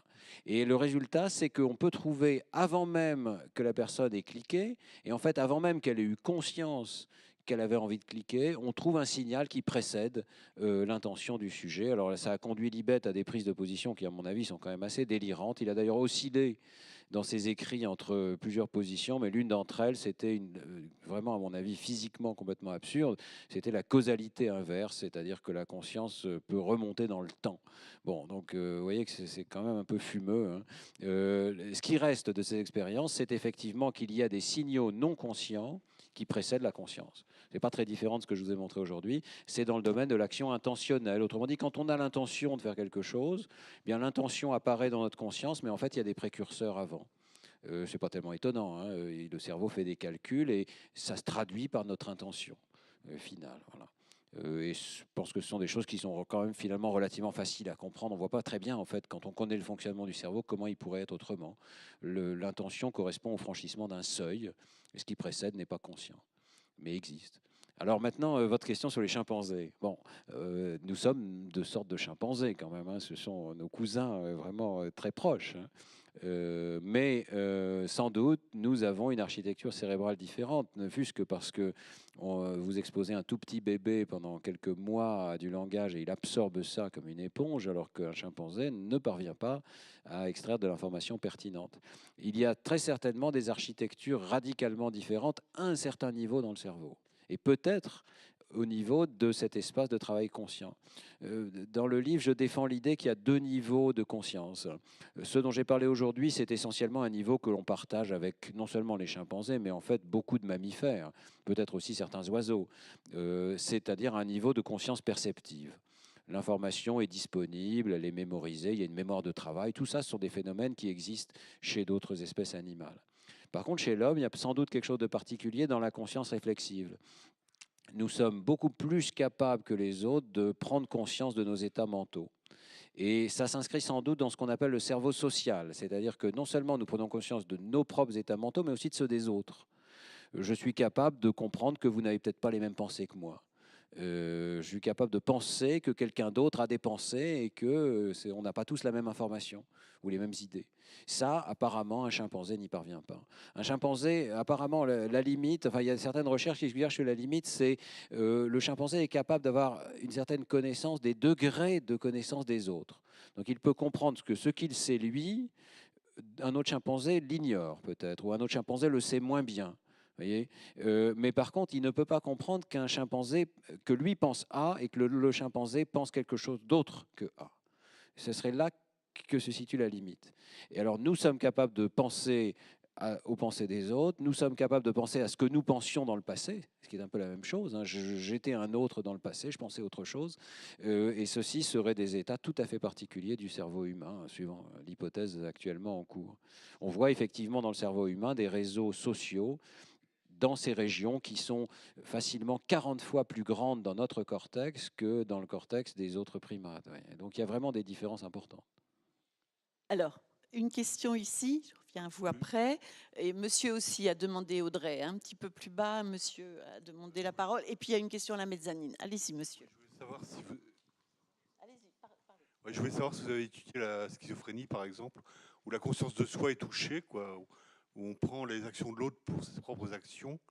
Et justement, je me demandais si c'était un sujet d'étude d'avenir de la prise de conscience, les maladies comme la schizophrénie, par exemple. Oui, j'en parle beaucoup dans le livre aussi. Il y a une quinzaine de pages qui sont consacrées à la schizophrénie.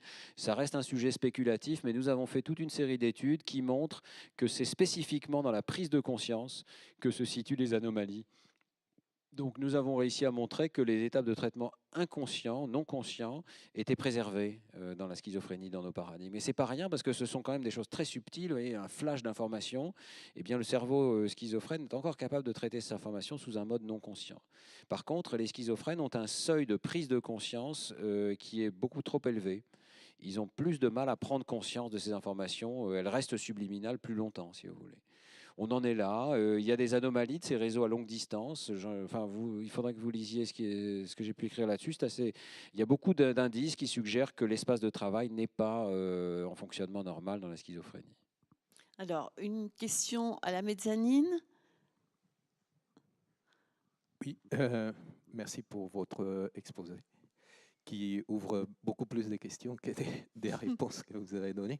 Mais j'ai 3 petites questions. La première, c'est qu'est-ce qu'on peut dire aujourd'hui à la lumière de vos recherches, ou est-ce qu'on peut dire quelque chose concernant à des nouvelles qu'on avait entendues dans les médias il y a un certain temps, à la possibilité d'induire des comportements chez les gens avec ce qu'on appelait la publicité subliminale.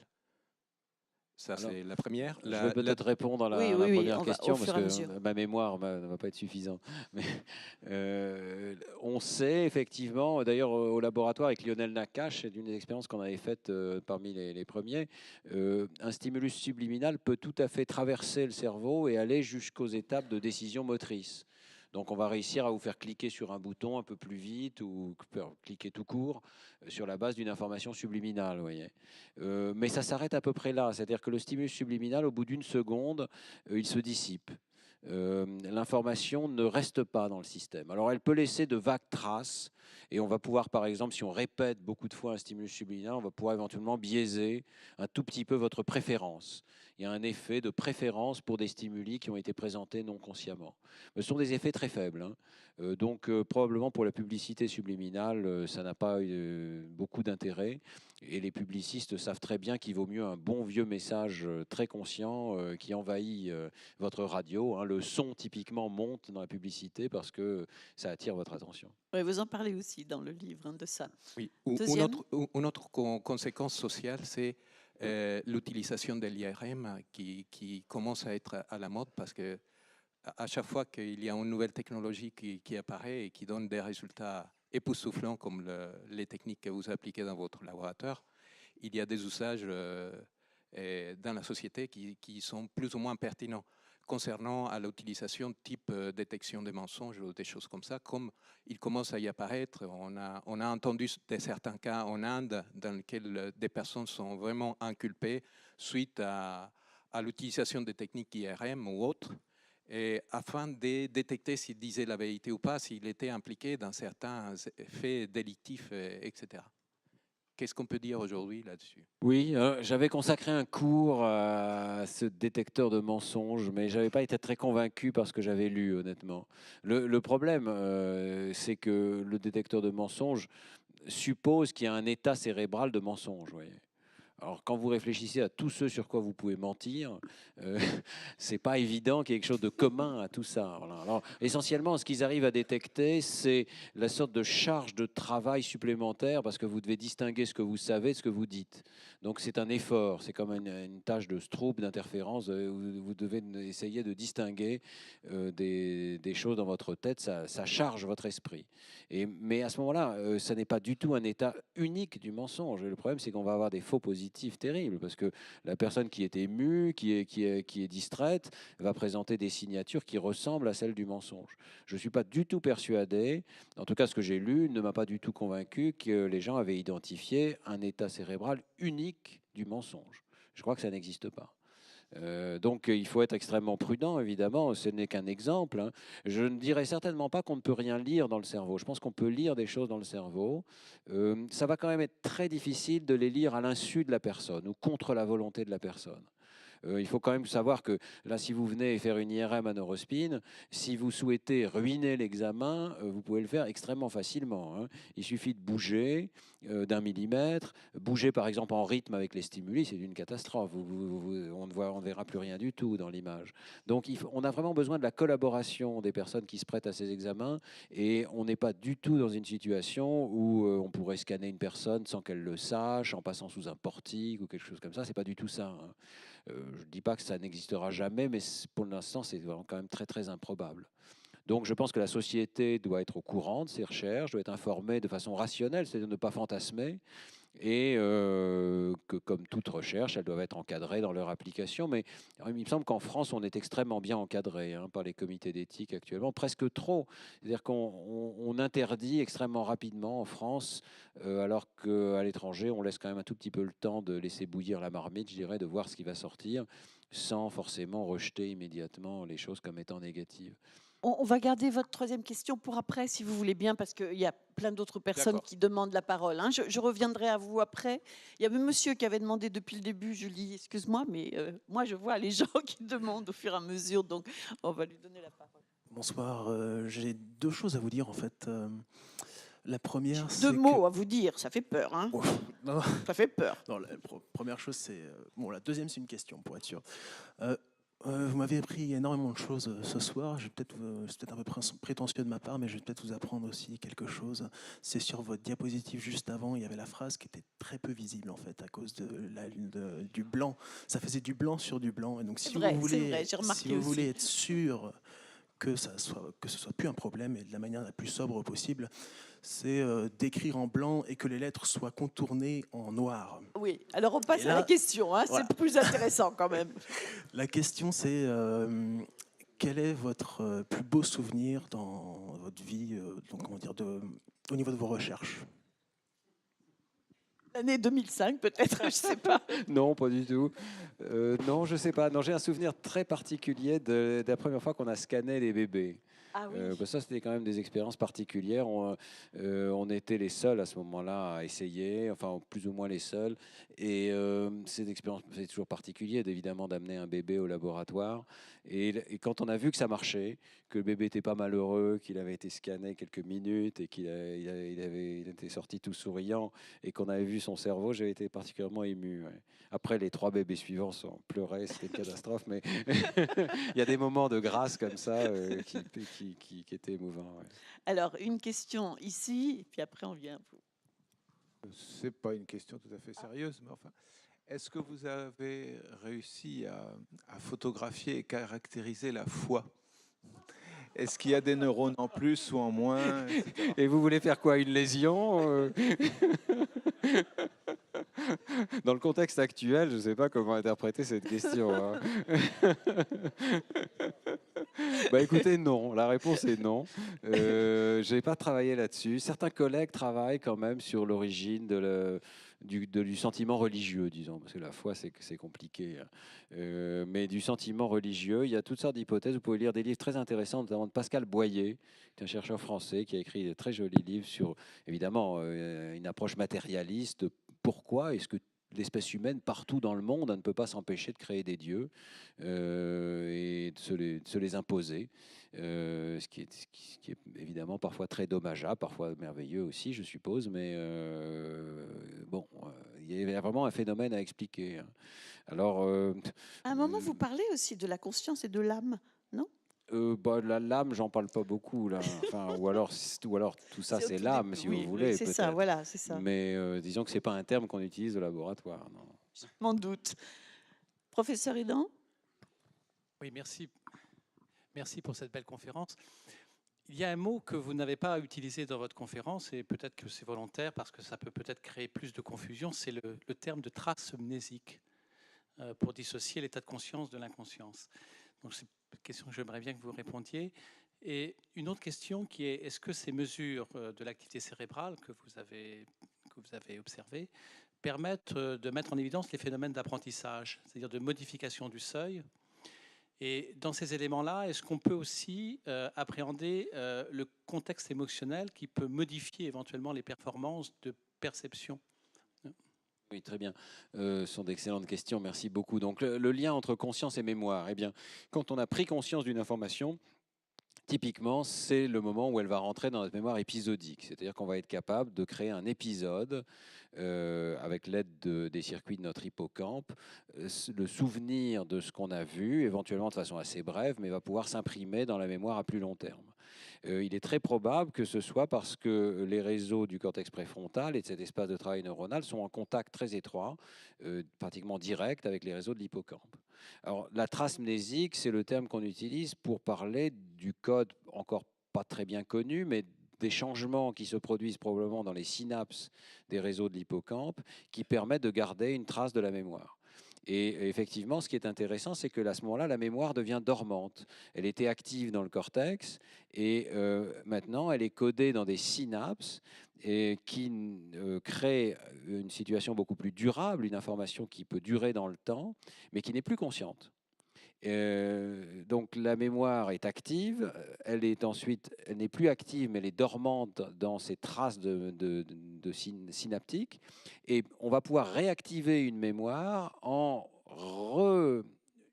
remodelant l'activité cérébrale un petit peu comme elle était au départ. On va reconstruire un état d'activité sur la base de ces traces synaptiques dans l'hippocampe et dans les réseaux du cortex. Et à ce moment-là, la mémoire va revenir à la conscience.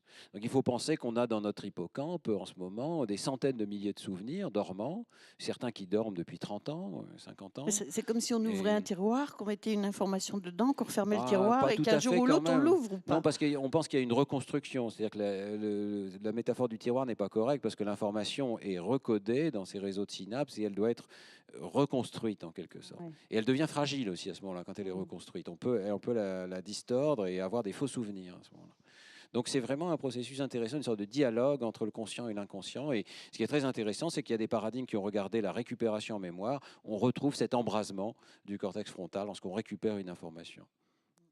Alors, une Je question. n'ai pas répondu à toutes les questions, à vous en Ah aviez oui, d'autres. oui, mais c'est pas fini, c'est vrai. J'ai déjà oublié. La deuxième, si, c'est important. Est-ce que les mesures que vous faites, vous pouvez objectiver les phénomènes d'apprentissage, Ah oui. qui fait que les seuils de prise de conscience se modifient avec Oui, l'apprentissage? alors absolument. Lorsqu'on répète plusieurs fois l'expérience de masquage, par exemple, le seuil se baisse. Moi, je vois beaucoup mieux les chiffres que je les voyais au tout départ. Et vous parliez aussi de la modulation par l'émotion. Si je flash un mot qui a un contenu émotionnel, j'ai montré tout à l'heure qu'il peut activer l'amygdale. Ces activations supplémentaires des mots émotionnels vont baisser le seuil parce que le réseau est déjà plus proche de son niveau d'embrasement, probablement. Donc le résultat d'expérience, c'est que le seuil de perception des mots émotionnels est plus bas que celui des mots normaux, neutres. Voilà. Est-ce que c'est réaliste d'imaginer que ces outils pourraient devenir un moyen de guider la rééducation, mais de façon, non pas uniquement dans un contexte de recherche, mais dans un contexte de pratique plus courante pour guider neurologue, on s'occupe des maladies du cerveau et des lésions. Ah oui, voilà. Enfin, du neurofeedback, de toute façon, c'est une idée assez ancienne, cette idée de neurofeedback. Oui. C'est-à-dire qu'on va capturer des états cérébraux et puis on va soit les montrer à la personne, soit s'en servir pour lui redonner des informations sur son propre état cérébral. Je pense qu'on va voir apparaître très prochainement, sur la base de l'EEG qui est tellement peu cher, hein, on va voir apparaître des dispositifs de ce genre-là. Pour vous donner juste une idée que je trouve extrêmement intéressante, il y a une publication qui montre que l'on peut augmenter la profondeur du sommeil si l'on synchronise des signaux soit électriques, soit auditifs, avec les ondes lentes du sommeil. Donc on va essayer d'augmenter ces ondes lentes qui sont caractéristiques du sommeil profond en faisant entrer le cerveau en résonance avec des stimuli supplémentaires. C'est des choses qui sont assez faciles à faire maintenant sur la base de l'EEG. Alors, une question à la mezzanine. Oui, à vous écouter, on découvre à quel point l'activité neuronale, l'activité cérébrale est très importante, aussi bien individuellement que même collectivement, notamment à travers... Je vous la recommande fortement. Notamment à travers ce que vous avez évoqué, c'est peut-être pas tout à fait exact, mais on va dire le cerveau collectif, hein, la culture et tout ça. Mais j'ai l'impression quand même que... à force d'écouter des exposés comme ça, on ne nous dit peut-être pas assez que peut-être que le cerveau ne fonctionne pas forcément pour tout le monde, systématiquement de la même manière. Est-ce qu'il n'y a pas des cas particuliers où, curieusement, je vais dire quelque chose un peu bizarre, notamment avec la plasticité cérébrale qu'on connaît, quelque chose qui devrait être du lobe, le lobe visuel, tout à coup ne se trouve pas tout à fait au bon endroit. Déjà, nous, entre humains, et est-ce que du coup, on n'est pas un peu injuste envers les animaux, que j'adore, qui m'étonnent chaque fois, à leur demander parfois d'être un peu des humains. Et donc, du coup, comme ils ne sont pas humains, parce qu'eux n'ont pas besoin quotidiennement de la même chose que nous pour vivre, ils développent d'autres compétences, et on leur fait subir des expériences qui sont humaines, et on s'étonne qu'ils ne soient pas humains. Non, moi, je suis tout à fait d'accord avec vous. Je trouve que c'est une très bonne remarque. D'abord, donc, il y a une variabilité interindividuelle. Alors, évidemment, comme on est au début de cette science, les sciences cognitives se concentrent sur ce qu'il y a de commun à l'espèce humaine, hein. Et c'est vrai que, par exemple, le phénomène de masquage que je vous ai montré tout à l'heure, tout le monde le subit, ou les illusions visuelles, tout le monde les subit pratiquement de la même manière. Il peut y avoir un petit peu de variation dans le seuil. Certaines personnes ont un seuil plus élevé que d'autres, mais tout le monde a le phénomène, vous voyez. Mais vous avez tout à fait raison que le cerveau est plastique et il résiste à des transformations assez importantes. Dans mon cours au Collège de France d'il y a 15 jours, j'ai montré des exemples d'hémisphérectomie, c'est-à-dire de patients qui, à un âge assez jeune, typiquement aux alentours de 3-4 ans, on leur retire un hémisphère qui ne fonctionne pas bien. Ils passent tout le reste de leur vie avec un seul hémisphère cérébral. Et c'est tout à fait possible de mener une vie pratiquement normale, cognitive, intellectuelle, apprendre à lire, apprendre à parler, faire attention, avec un seul hémisphère. On a aussi des cas de tumeurs qui grossissent extrêmement lentement, qui déplacent les fonctions cérébrales, et les personnes peuvent se comporter de façon normale pendant très très longtemps, sans que ce soit détecté.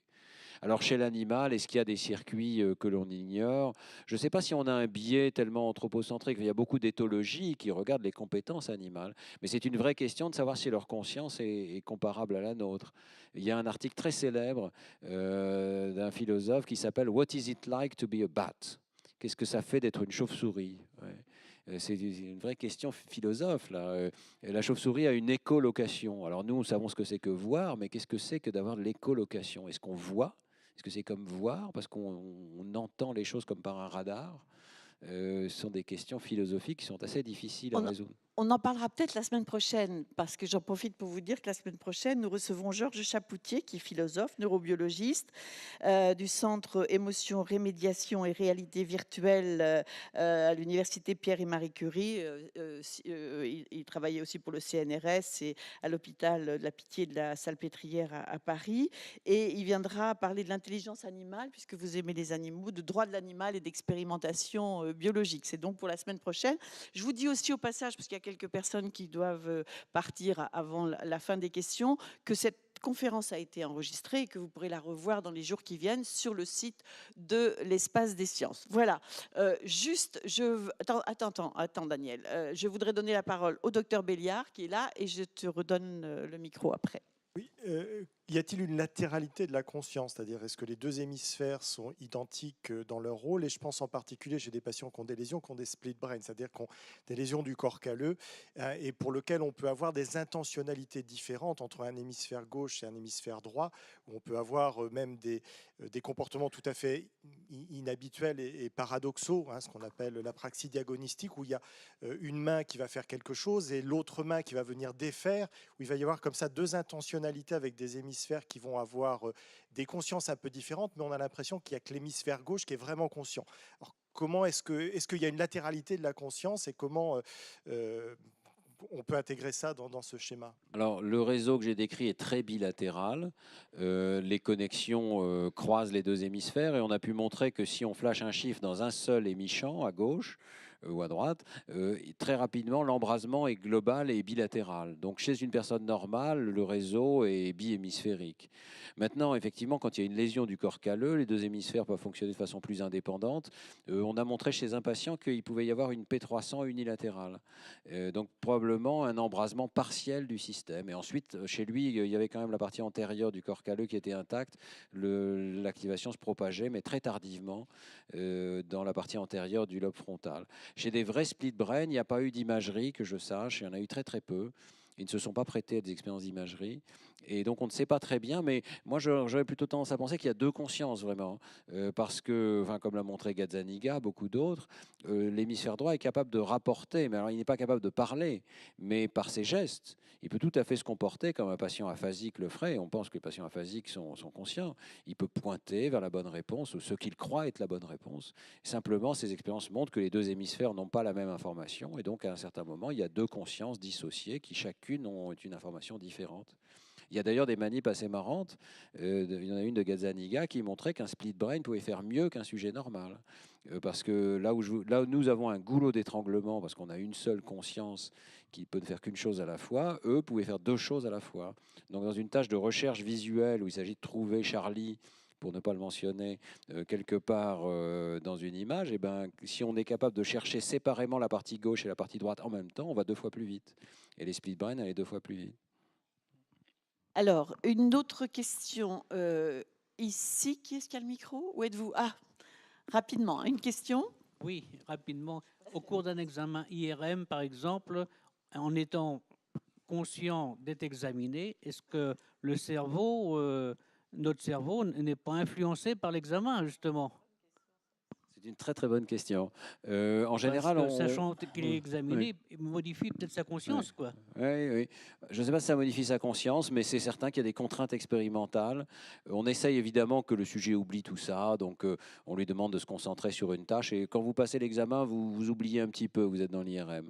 Mais vous êtes soumis à du bruit, vous êtes allongé sur le dos. Tout ceci peut créer des petites contraintes expérimentales, effectivement. Existe-t-il des appareillages, justement, qui ne sont pas soumis à ces contraintes et qui examineraient le comportement étant debout, étant en marchant, etc. On aimerait bien. Avec Denis Lebihan, on avait rêvé à un moment d'une chambre IRM qui serait comme une pièce où tout baignerait dans un champ magnétique. Par exemple, au cours d'une leçon de mathématiques, comment le cerveau réagit, comment à l'apprentissage, etc. L'EEG permet quand même de faire ça dans une certaine mesure en mettant des électrodes sur la tête. Et maintenant, il y a une méthode dont je n'ai pas parlé qui est l'infrarouge. On peut envoyer des signaux infrarouges à travers le crâne dans une certaine mesure, pas très loin, à quelques centimètres, et quand même recueillir un signal qui est de l'ordre de l'oxygénation du sang. Alors ça n'est pas très précis, mais c'est utilisé chez l'animal, chez l'enfant, chez le bébé aussi, de manière à avoir une certaine indication de l'activité du cerveau. Alors, la dernière question ici, non? Une question là? Julie, il y avait une personne là-bas et puis c'est fini. Après. Bonsoir et merci. Où êtes-vous? Je suis là. Là-haut. Est-ce que vos recherches ouvrent des connaissances supplémentaires sur la façon dont réagissent les gens qui ont la maladie d'Alzheimer? Alors moi, j'ai pas du tout travaillé là-dessus, hein, sur la maladie d'Alzheimer. Évidemment, on discute entre collègues. La maladie d'Alzheimer a tendance à attaquer les réseaux sémantiques et mnésiques du cerveau, autour de l'hippocampe dont on parlait tout à l'heure, et aussi du lobe temporal antérieur. Et donc, elle dégrade certains de ces réseaux, mais probablement au moins dans les premières étapes, sans éradiquer complètement le sentiment de conscience. Donc ce n'est pas tout à fait la même chose probablement. C'est la perte d'une partie, mais seulement une partie de ce réseau qui nous permet de faire du sens du monde extérieur. Alors, on prend une dernière question parce que j'aimerais vraiment que Stanislas Dehaene puisse aller signer les livres des personnes qui pourraient être intéressées par ce code de la conscience absolument passionnant. Non, on va prendre une dernière question là-haut et ce sera tout pour ce soir. Allez-y. Merci pour votre conférence. Déjà, c'était passionnant. Et je voulais savoir si vous aviez étudié le mécanisme du rire. Est-ce que c'est conscient, est-ce que c'est inconscient et comment ça marche? Question pour finir, c'est bien. C'est sympa, merci. Non, j'ai pas étudié le mécanisme du rire. C'est compliqué le rire, hein. Enfin, il y a la partie évidemment mécanique du rire qui est en soi d'ailleurs un petit peu mystérieuse. Pourquoi est-ce qu'on rit? C'est un signal social, ça se propage. Alors il peut y avoir des crises de rire qui ont été décrites chez certains patients et la stimulation de certaines régions sous-corticales peut entraîner des crises de rire. Donc il y a clairement un réseau particulier, comme toutes les émotions d'ailleurs, hein, il y a des circuits tout à fait particulier. Mais à très haut niveau, par contre, il y a la question de savoir pourquoi nous rions. Et je vais simplement vous renvoyer vers l'ouvrage d'un philosophe que j'aime beaucoup, qui s'appelle Dan Dennett, qui a beaucoup influencé mon propre travail.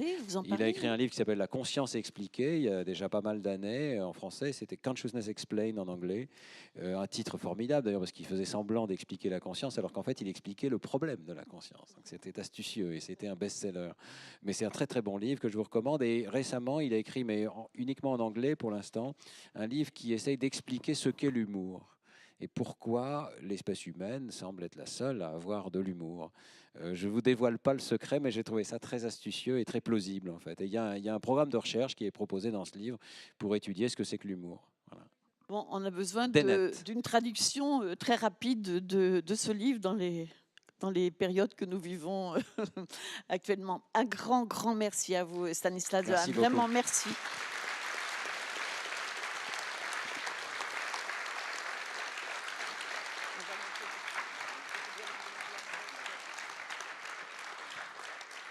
Et merci à toute l'équipe, à Jean-Paul et Thomas qui étaient à la régie, à toute notre équipe vidéo des films de l'autre côté et à Jackie qui est notre monsieur multimédia qui est derrière sa caméra là-bas. Merci à toute l'équipe de l'Espace des Sciences et à Julie qui m'assiste pour la préparation de ces conférences. Rendez-vous donc mardi prochain, même lieu, même heure avec l'Espace des Sciences. Bonne soirée à vous et on monte tout de suite là-haut pour qu'ils puissent signer des livres. Bonsoir.